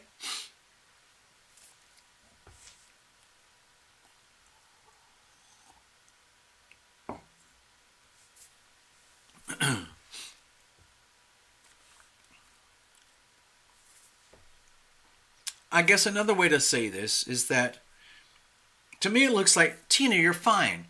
You're going to be fine. You've got tests coming, fine. Even if it's bad news, you're still okay. If it's good news, great. All I'm trying to say is just see it as information. And it sounds kind of weird. Hold on, I have to get kind of personal here.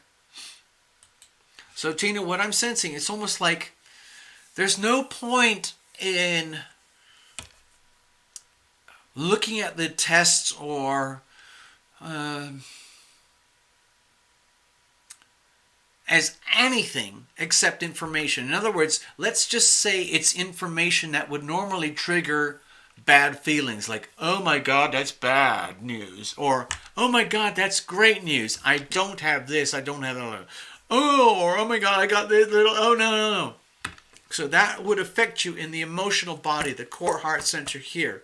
What I'm saying is like, rest assured that you've got this. Okay? This is what really counts. It's this, okay? And all you have to do is stay here. Hold that resolve at the core center here. Know that you're with good people. I mean, it sounds really strange, like you've got Tarot Illumination here, you've got Path Traveler, you've got a few other people here on the channel, and we operate in this kind of, bizarre, like little club, family, group, support group, or whatever you want to call it, that we have here. And, okay, I guess what I'm trying to do is distinguish information from the feelings or the emotions. Because the information can trigger feelings, trigger emotions. Let's say you get a piece of information that would trigger feelings of like fear. Oh my God, I got this. Oh my God, I got that. Or information that triggers like, oh, I don't have this. I don't have it. Okay. Either way, it's just information. It's raw data. It's a question, how do you handle that data? How do you handle that information? If you take it personally, like in terms of emotions here, I'm talking about the emotions of fear or happiness, then that can feed on itself. So in other words, let's say you get some information that is theoretically would be observed as bad. Then instead of going like, oh my God, you kind of go, oh, okay, well, thank you for the information. I really needed to know that. So now it's going to help me to figure out, what do I do next? What now, what now, what now? And let's just say you got some really good news, like, wow, hey Tina, I'm Dr. Blah Blah. I'm pleased to tell you that you don't have this, this, this, and this, and this. And you don't have to go like, woohoo! You just kind of go, thank you. So that's stuff that I don't have to worry about. So you basically, everything condenses into this sort of very neutral kind of energy. And then, kind of like what we're doing here right now, you surround yourself with people who kind of are on your side, your tribe, your group, your team, your people. For example, people like us, some of the folks who are here tonight. Maybe you haven't met in person, but a lot of us here have some kind of deep, profound soul connection relationship with each other anyway. So you can capitalize on that. You can take advantage of that and realize like, oh, okay, in a very, very calm, in a very kind of joyful setting, you accept the reality, the truth, the information for what it is. Nothing more, nothing less. And then you go forward from there. I know it sounds like it's kind of a cop-out, like I'm saying, like, it doesn't matter what the news is, Tina. It doesn't matter if it's good news or bad news. You're going to be okay anyway. Okay? I don't know if that makes sense, but that's what I'm sensing here. So, what's the situation? Okay. To me, it looks like this is a real opportunity to rest on your laurels, to cash in on the good chips in your life. It's almost like, look at your life, look at your world around you, and realize like, oh, wow, this is so cool. It's almost like it doesn't matter if there's bad news. So frickin' what? I've got this already. I've got so much already that, like, there's not a lot of people on earth who will taste what I have enjoyed, and what I will continue to enjoy. This is the Ten of Pentacles. This is a card of like ultimate wealth, ultimate satisfaction, no matter what. It's very much to do with physical reality. It's only understand that there's life, there's birth, procreation, and death. What do? you tap into the energy of abundance. You look around your world and realize, these are two really beautiful cards, Tina. I'm not saying that you're going to have test results that are going to tell you you're perfect. Everything's wonderful. Everything's just fine. You're in spectacular health. Nothing can possibly go wrong. What I'm suggesting here is like, it doesn't even matter what the tests say. You see what I'm saying? You're okay anyway. I don't know if, okay, let me go. I'm going to go off on a bit of a tangent here, Tina. Hold on.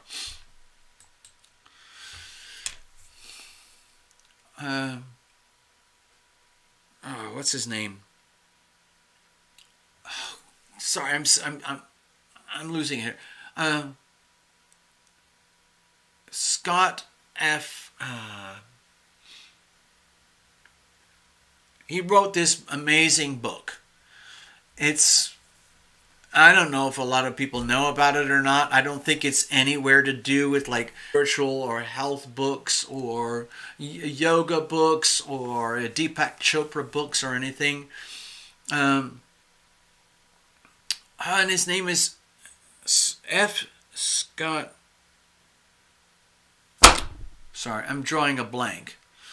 But when I read his books, they were profoundly moving for me, and it changed my whole perspective on love and healing. I saw it from a perspective of reality, hard, brutal reality. Okay, and Peck, Scott Peck. Was that his name? Hold on. Give me a second here. I'm going to do something. Give me a second, Tina. I want to just make sure that I've got some information here. I'm going to go... okay, hold on. Let's just stay right there. Stay right there, Tina. Don't go. I want to do some, I want to get something, a reference point here.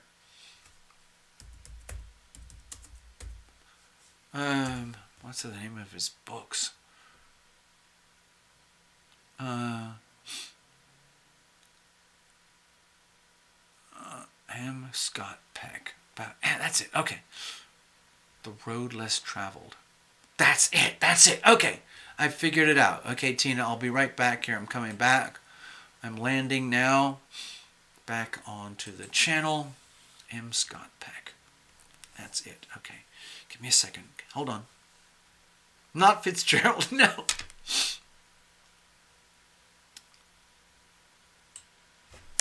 So Tina, this is what I was talking about.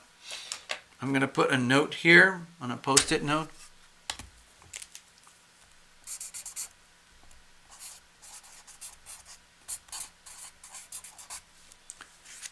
This is the author, and he's written a bunch of books. And the one in particular I'm concerned about is Road Less Traveled. It's probably easier to look at it like this. M. Scott, The Road Less Traveled. Oh, one L. Pardon my spelling, okay? Traveled. Okay, thank you. Thank you, Path. Now, you're probably not going to see this name too much anywhere, like in the world of what we do here. But in terms of love and healing and the realities of life, this is a profound piece of work. So what I'm thinking of is, Tina, if you have not read this book, if you're not aware of this fellow, M. Scott Peck, I highly recommend that you get yourself, go to Amazon, get a used copy or for $2 or whatever, and get a copy of this little book and read it.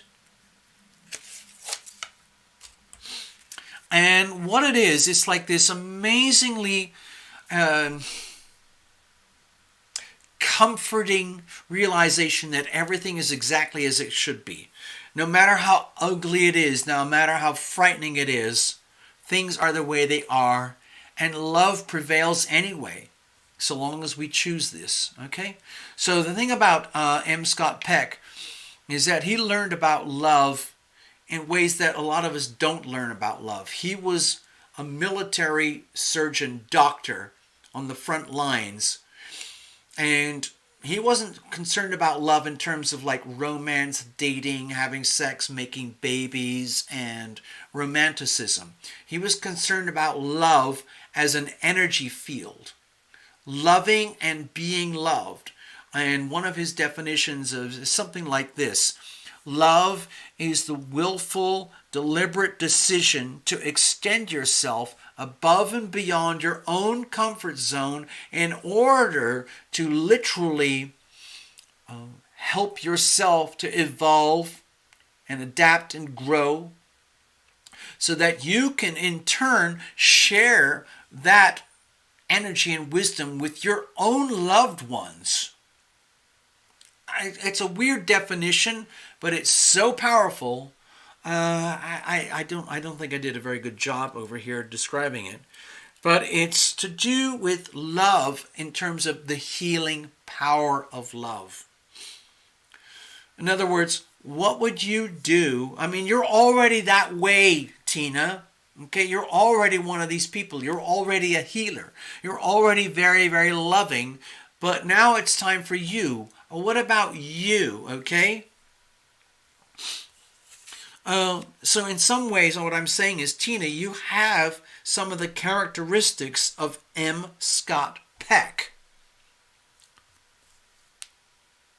I don't know how else to explain it. The best thing to do is just read the book and see yourself in terms of M. Scott Peck, where you deliberately choose the path of love despite the temptations to take another pathway.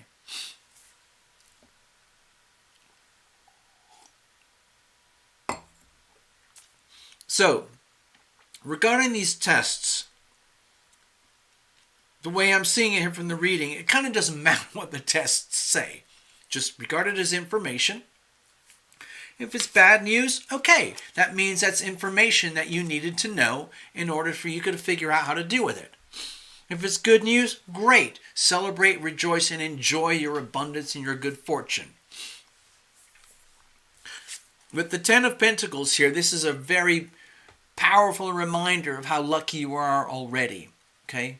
You've kind of got it all already. You just needed a little reminder. And then when you have that, it's an incredible, like an energy field. Hold on. How can I do this? I don't know if you've heard of this, Tina, but it's called the will to live. And there are stories, especially in the works of M. Scott Peck, where there are people who are technically dead, or who should be dead, or there's no reason why they're alive, but they're alive. And the only way Scott could explain it is because this particular individual, this soul, had the will to live. They understood the value of human life, the incredible privilege of having human life so that we can experience it in all its pain and tragedy and all its glory and all its wonder. It's an incredible privilege to be alive. And so the people who were on the deathbed, people who were dying of these disgusting, hideous diseases which would normally just kill you, there are certain people who survived miraculously. And his only explanation was that it was some deep, profound will to live against all odds. And that's what I'm sensing is here for you. Okay?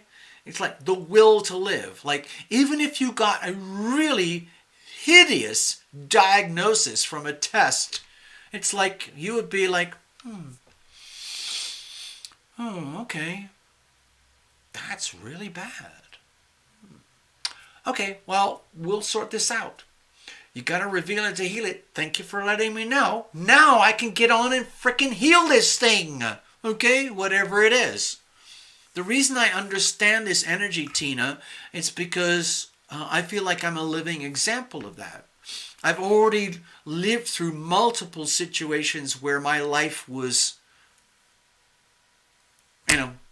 pending, and yet I come through. And so when Scott Peck was writing about the will to live, I resonated. I kept thinking, you know what? I'm here for a reason. I want to keep going. It doesn't make any sense, technically, biologically, why I am alive today. The only way you can say it is because of the will to live, and because I am guided and I am protected. And I have amazing invisible friends. So what I'm sensing is that, like with the Four of Wands, you've got that, Tina. You've got your own team. You've got Team Tina. Okay?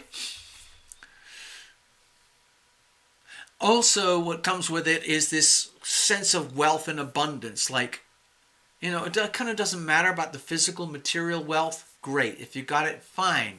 But there's wealth beyond the physical. And Tina, you're one of those people, you've got that too. That's the Ten of Pentacles there. It's just a reminder. You got that. It kind of doesn't matter what the news is. It doesn't matter what the tests say. It's just like, freaking bring it on, man. Bring it on. Doesn't matter. What's the problem here?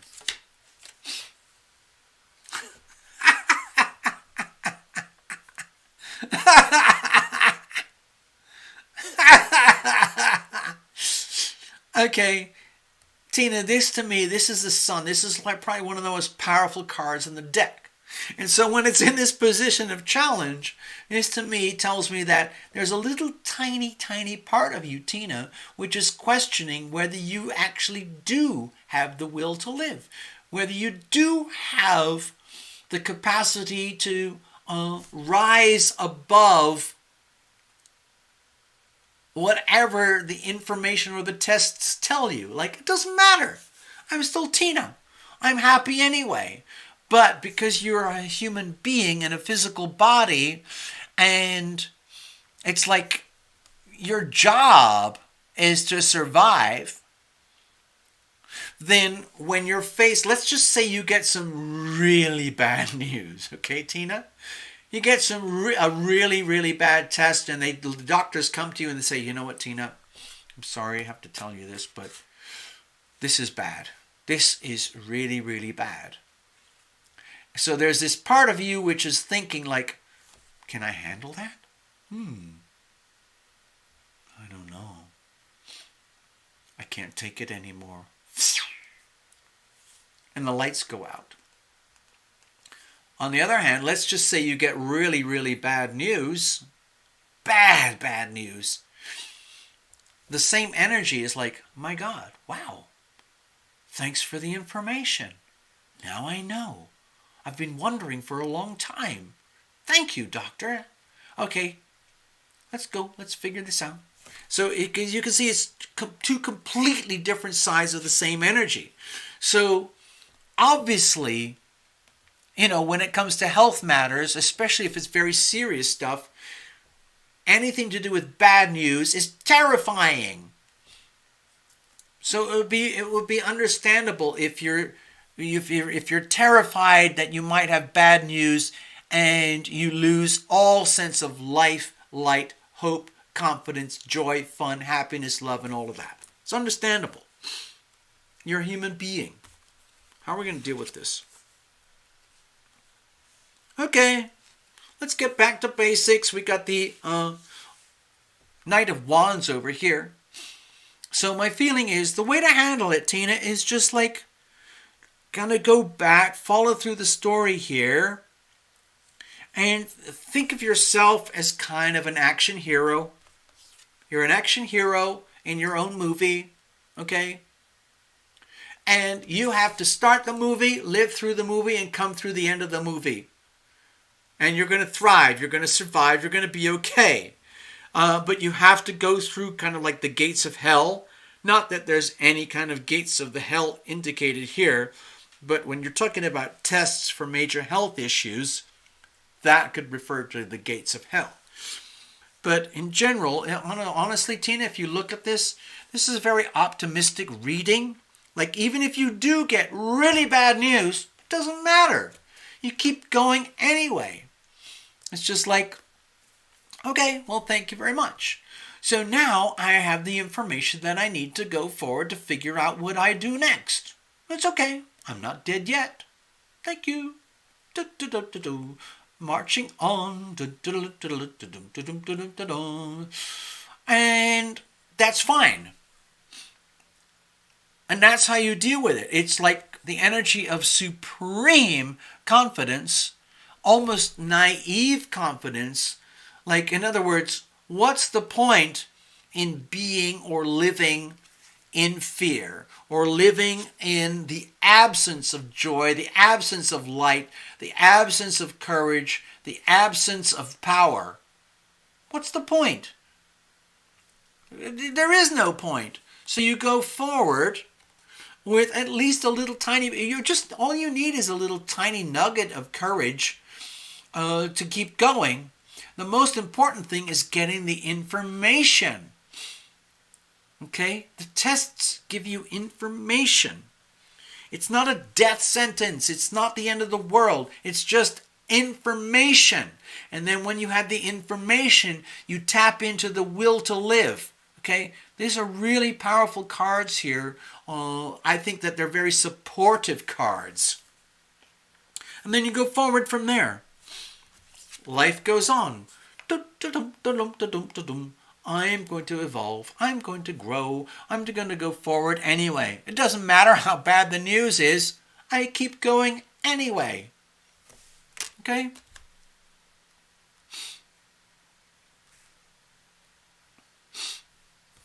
All right. So, whatever you guys got to do, I can't remember the, excuse me.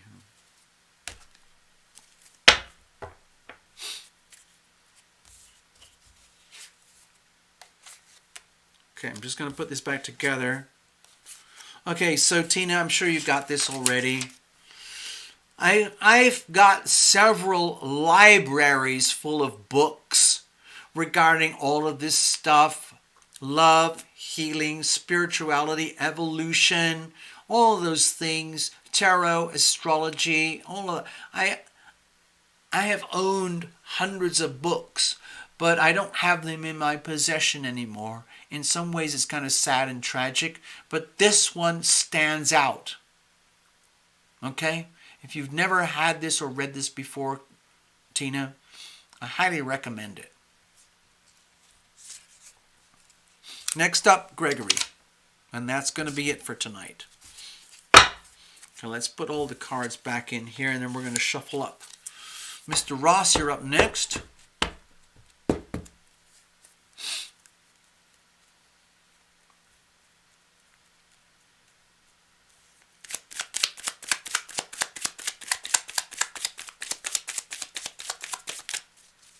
Hey, Starzy, I see you.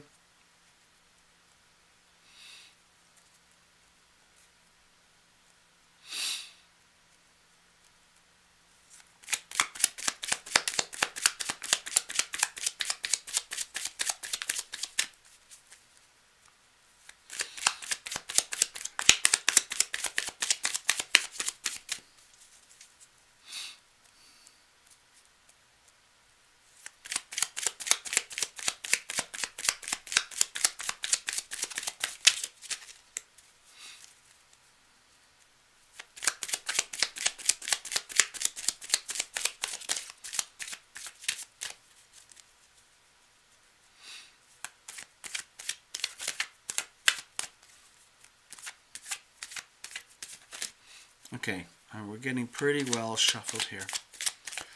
Now, some of you who are watching know Gregory Ross very well. He's been a regular visitor here. And some of you know that he's been going through a lot of tumultuous changes, having to face off against some very, very tough challenges with, family and finances, locations, business, and everything. A ton of stuff. It's very, very intense. Okay? He's one of these folks who has things happen in a very kind of intense way. Okay?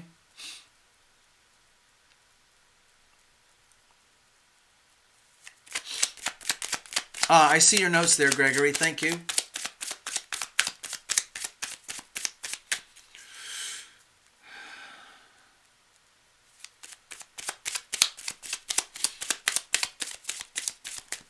So again, I guess it applies to everybody really, but for the whole world, and for us here tonight, this is our Astrodoodle weather snapshot, let's put it that way.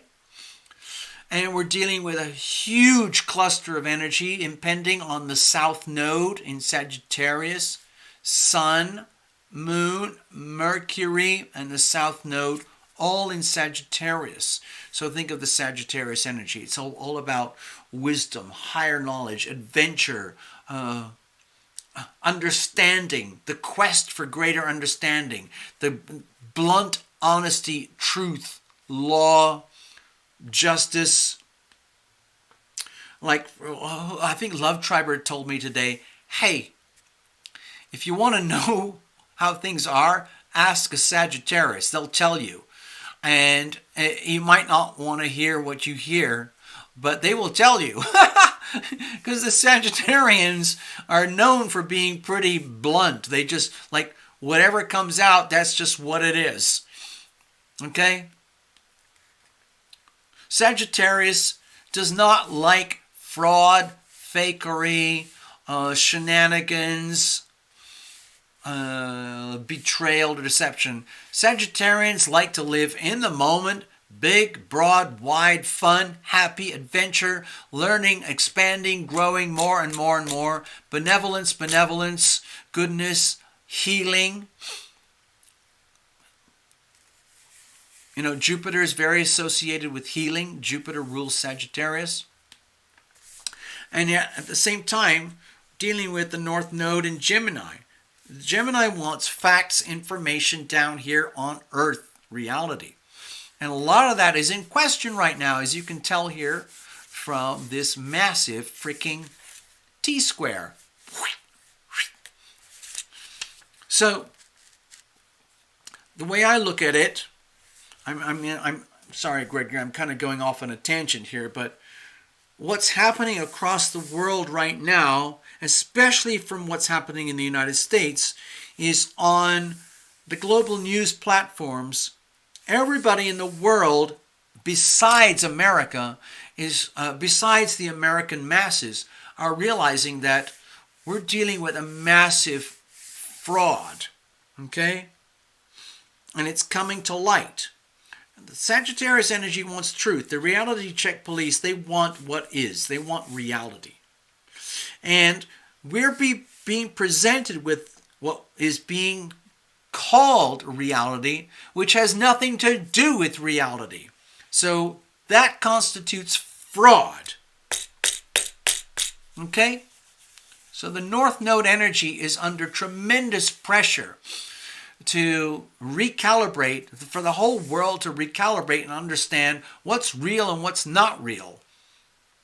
It's happening especially in the United States, where the elections are under intense scrutiny because they are highly fraudulent. The American elections for the president, who's going to be the next president, is a massive fraud, a massive campaign to defraud the masses. And it's operated by a group of elites who benefit from fraud. That is evil, okay? We the people, you the person, need to be aware of that so that you are not a victim of fraud, okay? Anyway, let's keep going. Cheers, Mr. Ross. Hello, Starzy. Hello, Karen. Whoa.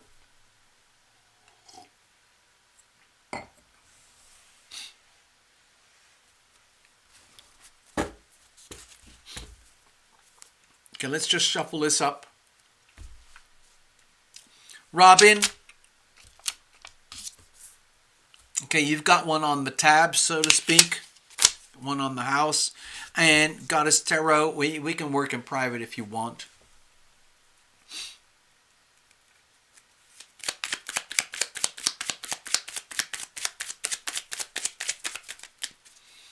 S. Starzy, Pisces with Sag rising. Oh my God, then you're really right in it. S. Starzy, Pisces Sun with Sagittarius rising. So dear S. Starzy, you might be feeling a lot of energy with these eclipses right now, okay?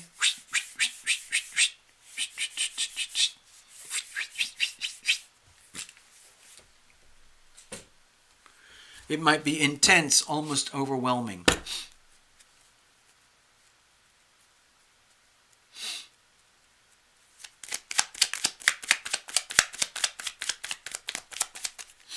What I sometimes do to remind myself, so I don't take things too personally, I don't get too overwhelmed by the coulda, woulda, shoulda, the sadness of what never worked, and the fear about what might never work, in the what we call the future, based on our experience of the past. What I try to tell myself is that, hey, just remember that everything is exactly as it should be, right now in this moment in time. So if you're overwhelmed by fear, that is a wake-up call. That's a gift. It's telling you, like, hey, pay attention. There's stuff you need to know about. If you're overwhelmed and feeling like very gifted and blessed, then that's appropriate for you. It's different for everybody.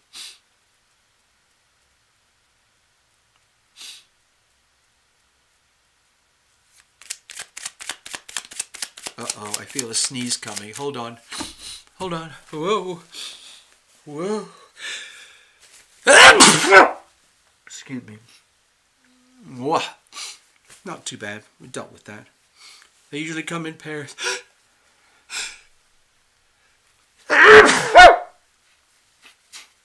Wow.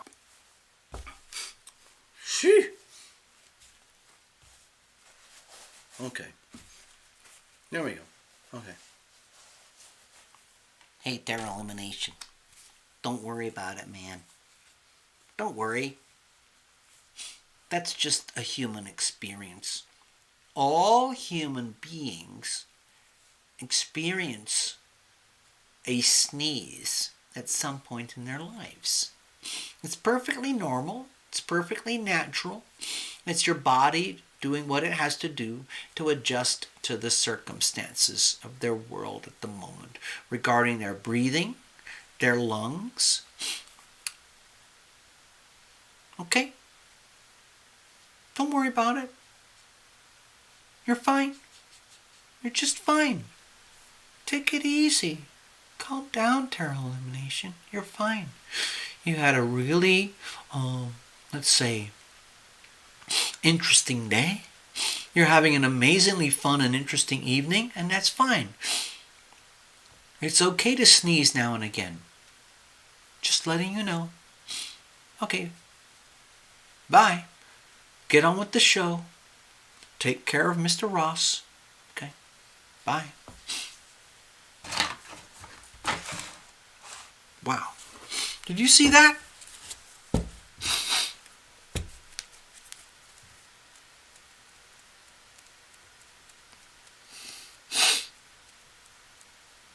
Hello, precious moments. Where have you been?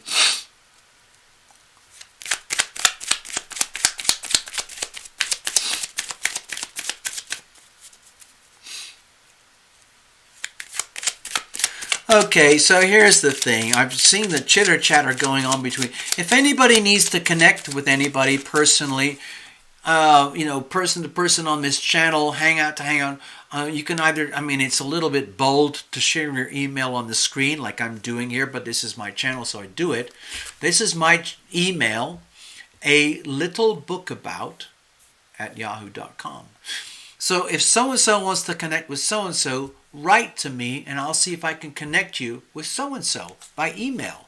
And then you guys can work together. Like if you want to do readings or follow up on the chatter that you had tonight on the shows, we can do that. Okay?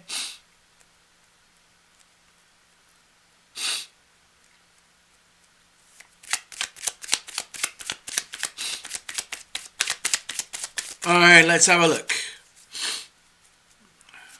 All right, Mr. Ross. I got a feeling you're kind of up to your neck in it right now. But in a good way. You can handle it. Cheers.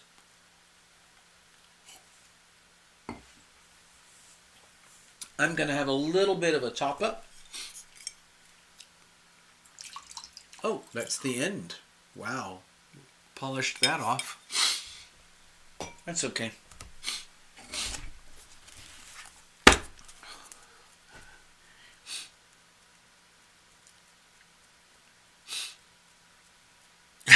Karen Clark is talking about her hay fever. Well, that makes sense. It's hot today and the neighbors are making hay. Absolutely. That's why they call it hay fever.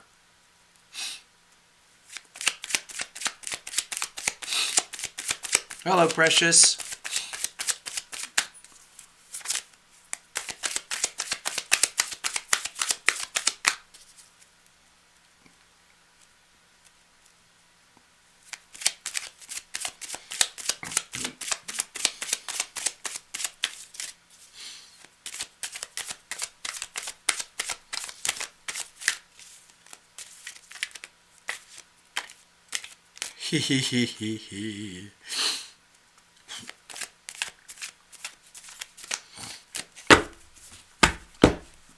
Dear Mr. Ross, I'm sensing something over here. It's almost like a forbidden pleasure. Hello, Queen of Water, I see you. Hello, greetings. Good evening from Australia. Queen of Water is here, people from Australia. Gregory, well, I was just sensing something over here. It's almost like this feeling, because you have a particular aura. You're a man of the law. You're very intense, and you like things to be a certain way, and you come from the best of intentions, sometimes feeling obliged to, let's say, help or support or take care of business or do justice or serve justice, even if there's in some ways no particular benefit or gain for you personally. It's just that justice needs to be served and someone's got to do it. Now, you could perceive that as a burden, but you could also perceive it as like, this is so freaking cool. It's like I'm Clint Eastwood in a Clint Eastwood movie. I'm going to be a freaking hero, even if I don't get paid, even if nobody knows my name. I'm going to do what has to be done. It might get dirty, it might get ugly, but that's what has to be done. And I'm sorry. Have you ever seen the movie Unforgiven? It's like this, what do they call it? It's a certain theme in Hollywood. They call it the reluctant hero. So the hero steps in, it's like, oh shit. Oh my God, Jesus, like, why can't you people sort your freaking lives out yourselves? Why do you need me? I just want to chill. I just want to live my life. Please leave me alone. And yet, nature, heaven, your guardian angels, other people's spiritual beings, they need you. And so you end up having to put on your superhero outfit. Like, oh God. Oh God, here we go again, kind of thing. And that's what I'm feeling here. It's a very similar feeling, theme, or vibe to the movie Unforgiven with Clint Eastwood, where he basically says, okay, I'm just going to take care of this mess. I'm just going to do this. And I'm sorry, people, whoever is going to suffer, that's not my problem. I'm just going to do what has to be done. Okay? In order to serve justice. It's nothing personal. I'm not going to get anything out of it. Okay? It's just that someone's got to do this stuff. Okay? So I'm sensing a little bit of that going on here. All right, let's get over here to the reading itself, because I haven't even started yet. All right. Oh. So it's almost like I'm saying, like, Gregory, like, you keep going anyway. You just keep going anyway, all right? What was that? I just saw something. Hey, thank you, Pat. I failed a test recently, so I'm feeling bad. Okay, I don't know what that is, Gregory, but you keep going anyway, okay? You're Gregory Ross, okay? That's the kind of vibe here. Like, that's what I'm sensing. Like, you keep going anyway. Failure, pain, loss, lack of respect, lack of reward, lack of understanding. You keep going anyway.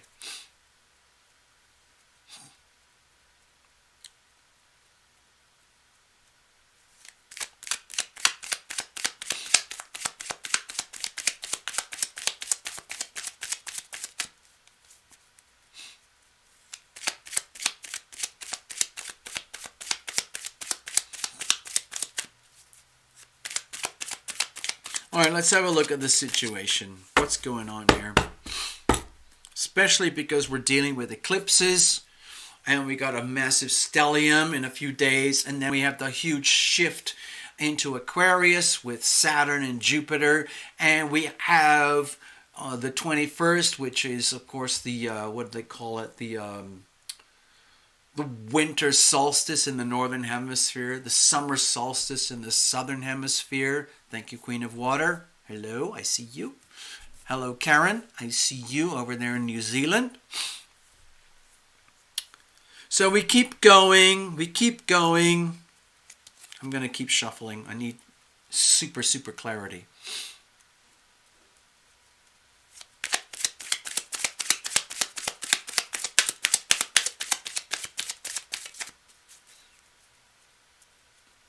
Oh, I see your notes, Tina. Liver ultrasound tomorrow.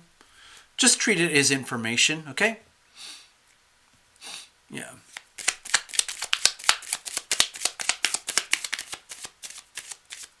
Let's have a look, see what's going on. Okay, I do feel that you're up to your neck in it, Gregory. But it's also that energy of the reluctant hero. The only way I can describe it in extreme shorthand is the movie Unforgiven with Clint Eastwood. I don't know if you've heard of it or seen it, but that's what I'm sensing. Okay, here's the situation. Here's the challenges. Here's how we're going to handle it. What's the weather like for you? Tower. Whoa, whoa. Okay, so the tower energy is about like irrevocable, cataclysmic, or I don't want to over dramatize it, but irrevocable change. The destruction of the old in order to make way for the birth of the new. So that relates very appropriately with the Sagittarius new moon. Just pretend that everything in your life up to this moment, everything, every year, every month, every week, every day, every hour, every second has led up to this particular moment in time, right now. Everything. And this is how it is. This is where we are right now, okay? Um, with the Tower card energy, it's just like, oh, okay. That's how I'm looking at it here. Okay, you can be terrified of this if you want to, but the way I'm looking at it, the way I'm feeling it for you, Gregory, is more like, okay, radical change, destruction, catastrophic implosions of maybe attitudes, perceptions, beliefs, circumstances, relationships, contracts, locations, whatever it is. Okay. All right. Okay. That's how it is. If you thought it was one way and it turns out to be another way, then you've become exposed to your own frailties, your own fragilities, realizing like, oh my God, I have been so invested in a certain way of life, a certain lifestyle package deal, a certain sense of self and identity, and I'm now realizing that all of this is in question. Because you're starting to see a whole new version of yourself unfolding.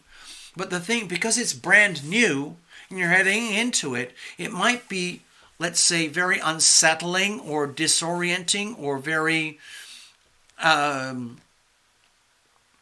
unwelcome. On the other hand, there's the other part of you which knows damn well that there's no way out of this. You just live in the moment, you live through, and you go through it. It's like, have you ever heard of that expression, die before you die? It's what surfers do. Again, I'm not an expert surfer. Okay, Gregory, let me do this in person. Okay, imagine I'm an expert surfer. And I know Hawaii. And I know all the names of all the big waves and all the famous beaches where they do all their stuff. And when you look at those YouTube movies about epic surfers, there's me, the little surfer hero, and there's the big, big wave. And you feel so insignificant. And yet, there you are. Does that make sense? Sure. Yeah, maybe in theory you could get completely obliterated by the wave. Okay, but it's kind of like, been there, done that. So, yeah, I could get obliterated. But I'm still Gregory Ross. I still got to live my life. And if the wave is like that, and it's that big, and I'm only that, and I'm only this, and I still have to keep going, then the only way to keep going is understand that I might wipe out. Is that the end of the world? No. It's just a wipeout. And so let's just say you're starting to feel this like crescendo of energy that's coming at you or building up and around you where it's almost overwhelming. Like, I can't take this. I can't handle it. I am not big enough, strong enough, powerful enough, experienced enough to handle this. It's not the end of the world.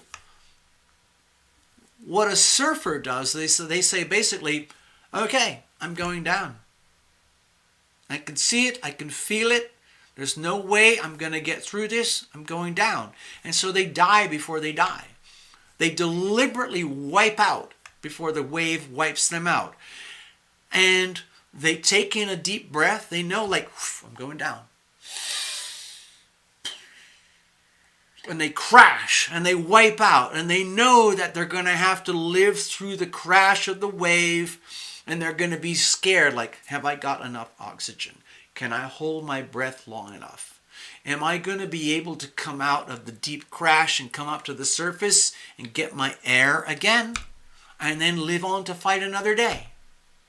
You already know that because you've probably been through multiple crash outs and burnouts before and wipeouts.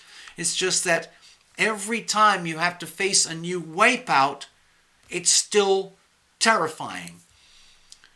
It's terrifying, and it's a deliberate wipeout, a deliberate die before you die, is very different from being like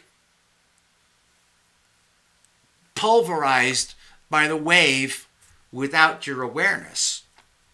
So in your situation, what I'm sensing, Gregory, is that you are fully aware about the tumultuous energies around you, and that at any moment you could be crushed by the wave.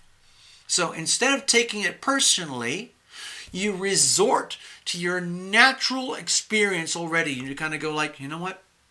I'm screwed. I might be screwed. I don't really know if I'm screwed, but there's a very high possibility I'm screwed in this situation. So the best way to go forward is to die before you die. It's a very graceful, beautiful thing. So you literally kind of go like, I'm going under. But that's what some of those pro surfers do. They will deliberately go, rather than get crushed by the wave, they will wipe out just before they are crushed, and then they will live to fight another day, live to surf another day. That's what I'm sensing here. So it's not the end of the world. I think the eclipse is, to me, the way I feel for you, Gregory, it's like a sublime moment of like, things are overwhelming. It's almost like there's too much happening too quickly, for too many reasons. What are you going to do? You can't fight it, so you just kind of go, okay, I accept this. So,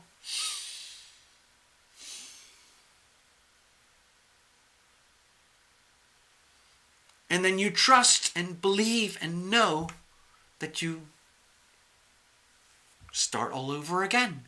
And then big wave moves on, and all of a sudden it's just like, and that becomes a piece of history. And you live on to fight another day. Live on to live another day. It doesn't have to be a fight. It doesn't have to be war. You just live on another day. All right, let's go back. So that's what I'm sensing here with the tower. I know I got carried away with the storyline, but I felt it is a very epic kind of energy for you, Gregory. So instead of being a victim of this, you see it for what it really is. It's a total demolition. You don't have to be a victim. You allow it to happen. You live through it and you come out the other side. It's a beautiful thing. It's an absolutely beautiful thing.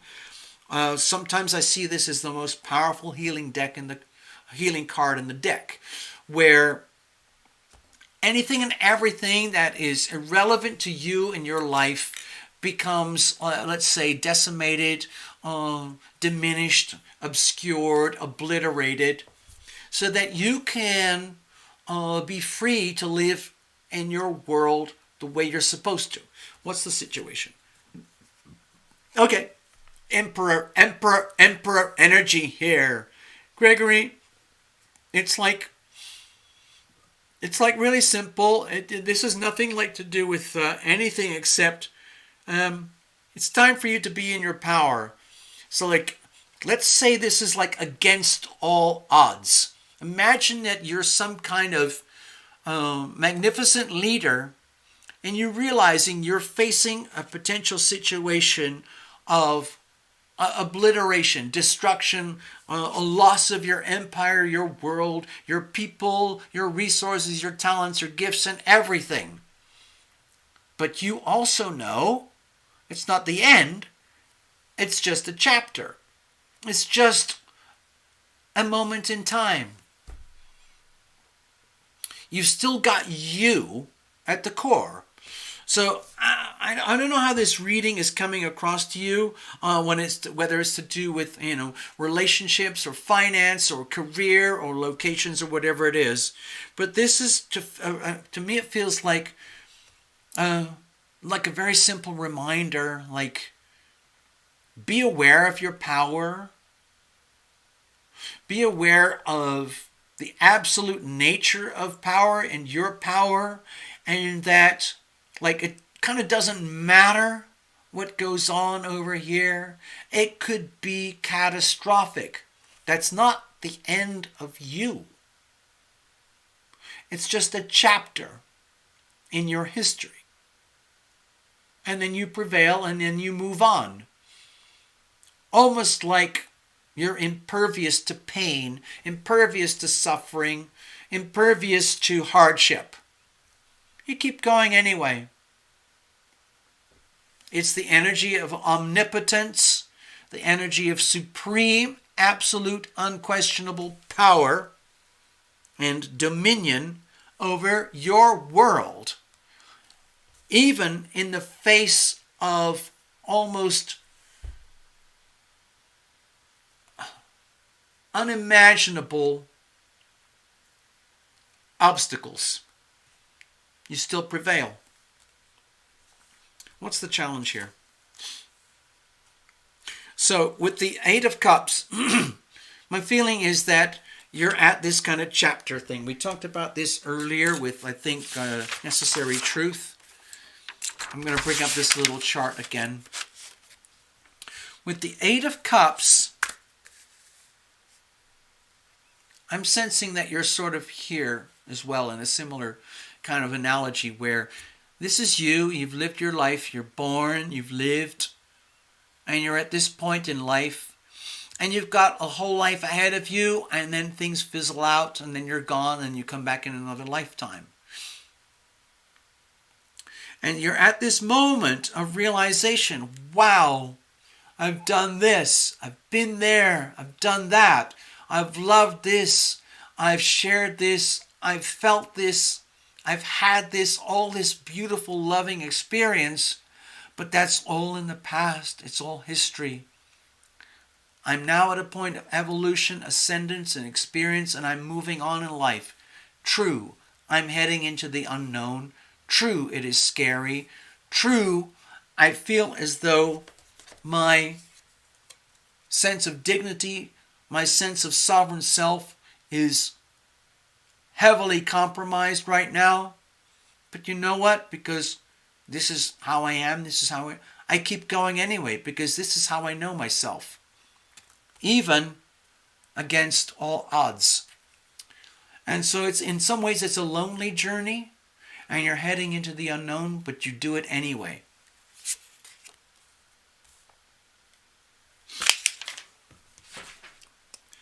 So this looks kind of scary to me.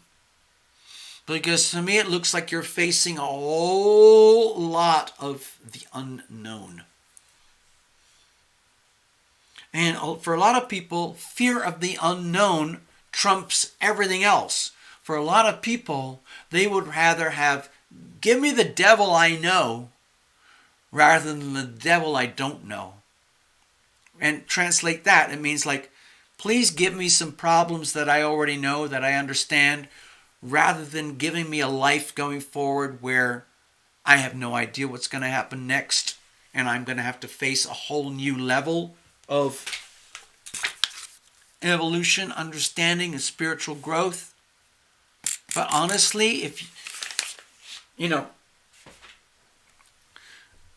I'm just speaking for myself right now. As much as I would love to be comfortable and stable and happy and feel that everything was okay all the time, every day, I already know that for my path personally, it's like I need to face into the unknown. I need to face the so-called future. I need to face into and bring into my life the things that have not been healed, have not been understood, have not been integrated into my life. Because if I don't do that, I know deep down in my heart, I'm kind of wallowing in the past. I'm dealing with all the sentiment, and that's beautiful. All the coulda, what I'm sort of talking as though this was the Four of Cups, but it's more than the Four of Cups. To me, this is much more of a profound realization. Like I have to keep going anyway. And it's very scary. I wish I didn't have to. How do we deal with that? Okay, so with the Hanged Man here, it's almost like you allow yourself to go into a state of dissociation. In other words, let's just say the fear of evolution, the fear of facing the unknown is starting to rise to a level where it's almost overwhelming. So long as you know that that's what's happening, then you don't have to be a victim of the unknown. And instead, what you do is you deliberately say to yourself, like I do to myself many times, bring it on. Bring it on. Please bring to me that which is mine. Please take away from me that which is not mine. And you allow yourself to go into that sort of place of suspended animation where, what's that? Oh, it's like where you make a deliberate decision to go forward in life, knowing that I choose to learn how to be comfortable, very poised, with being extremely uncomfortable. This is a very uncomfortable posture, and yet it's very supremely balanced. So I think that's the message here. Going forward, it's a deliberate decision to face the future, facing into the unknown, the eclipses, the Aquarius energy, all of that stuff. Hold on, I want to get connected again. Where you face into the unknown, and you invite the unknown to come to you.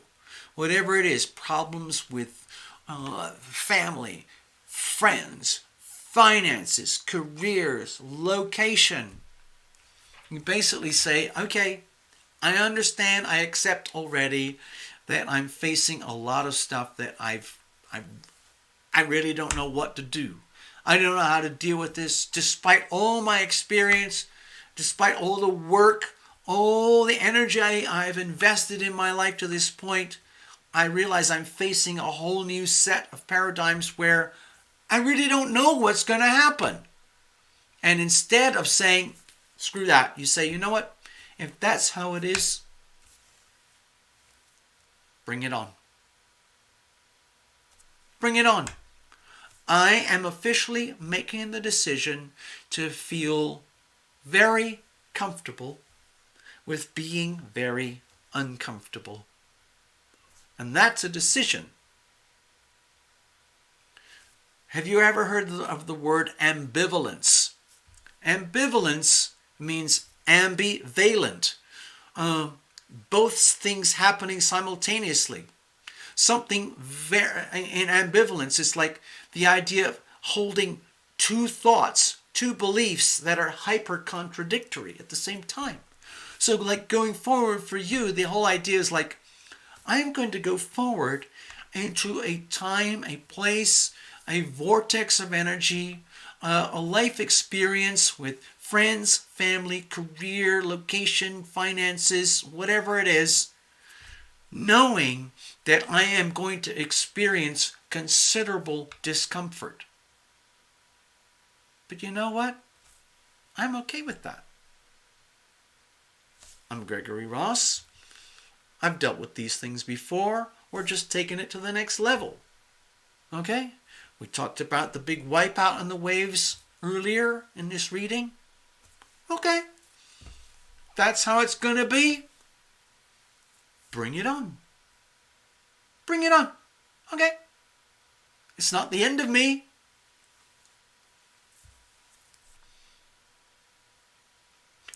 So do you see what I'm getting at here, Gregory? It's not defiance. It's not like,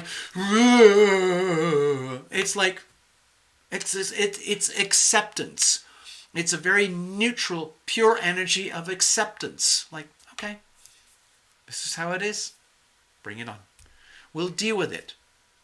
In the moment, decision by decision, tick tock, moment by moment in our physical reality.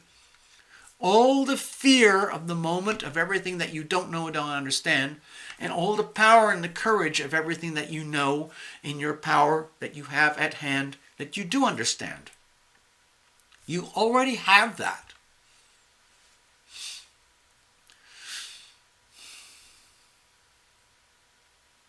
So that's the Hanged Man energy. That's how you deal with it.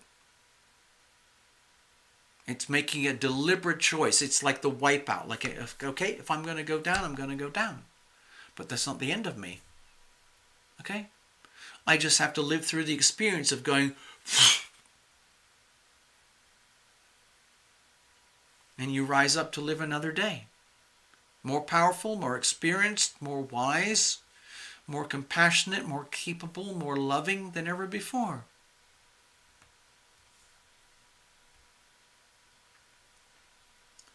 So that's how that works.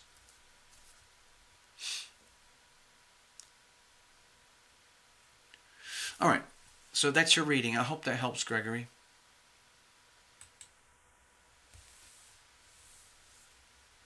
Okay, I'm going to shuffle it up here. That's it, folks.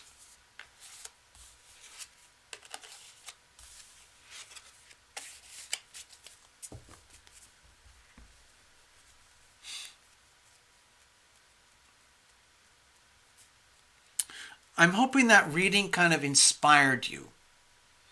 Like almost one of those oh,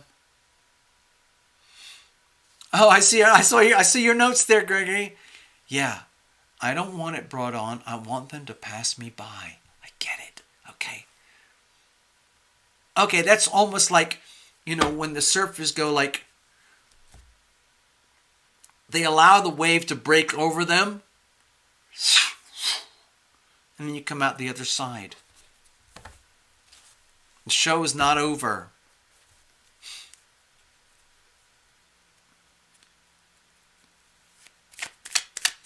So in some ways, Gregory, a lot of it is about strategy. A lot of it is about like stealthy moves.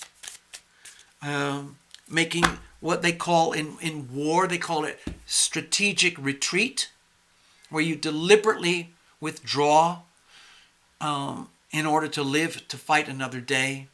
And you let other people expend their energy, let them spend their bullets, let them burn their ammo and all that stuff. You keep your powder dry. You retreat from the battlefronts of life and war, which might feel like to the ego is like failure, but what it is, it's strategic. Okay, it's good for you.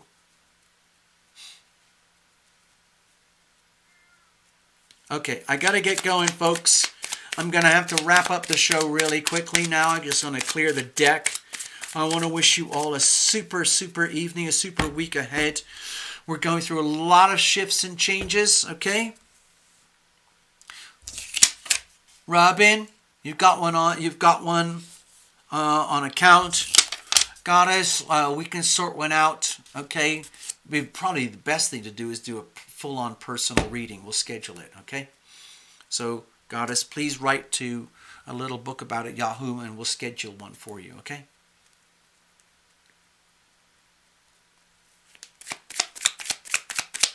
Just going to clear the deck. I'm going to let you folks all go. It's been wonderful. Thanks for hanging out with me. I learned so much from doing these shows and readings with you. And I'm just glad that I was capable to do the readings that we did tonight. I wish I could have done 2 or 3 or 4 more, but I just don't have it in me tonight. So, hopefully to see you again next Sunday evening in Pacific time in America, or whatever time that is for you. Okay?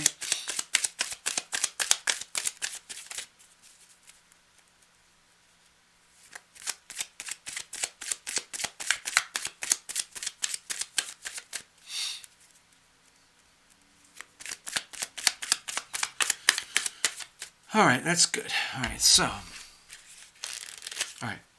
Thank you, Gregory. Thank you, everyone, tonight for your kindness and your generosity. Robin, you've got one on account. Goddess, we're going to do something in private. That's probably the best way to do that, okay? Let's just check out everybody. I'm going to say good night and farewell. Cheers.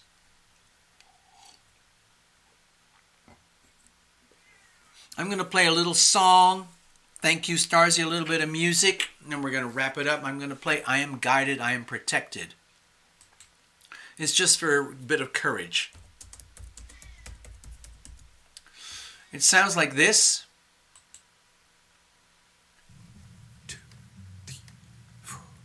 I am guided, I am protected, I am guided, I am protected, I am guided, I am protected, I am guided, I am protected, I am guided, I am protected, I am guided, I am protected, I am guided, I am protected, I am guided, I am protected. When the light of hope it fades, when all faith is blown away, when all sense of trust goes down, when a smile turns into frown, when it feels there's no relief, nothing in which to believe, desperate in woe and grief, angels come reminding me, I am guided, I am protected, I am guided, I am protected, I am guided, I am protected, I am guided, I am protected, I am guided, I am protected, I am guided, I am protected, I am guided, I am protected, I am guided, I am protected. Angels gather close to me, show me what I cannot see. Angels take me by the hand, lift me when I cannot stand. Angels lead me through the dark, soothe and tend a broken heart, laughing at the circumstance, crying while we sing and dance. I am guided, I am protected, I am guided, I am protected, I am guided, I am protected, I am guided, I am protected, I am guided, I am protected, I am guided, I am protected, I am guided, I am protected, I am guided, I am protected, I am guided, I am protected, I am guided, I am protected, I am guided, I am protected, I am guided, I am protected.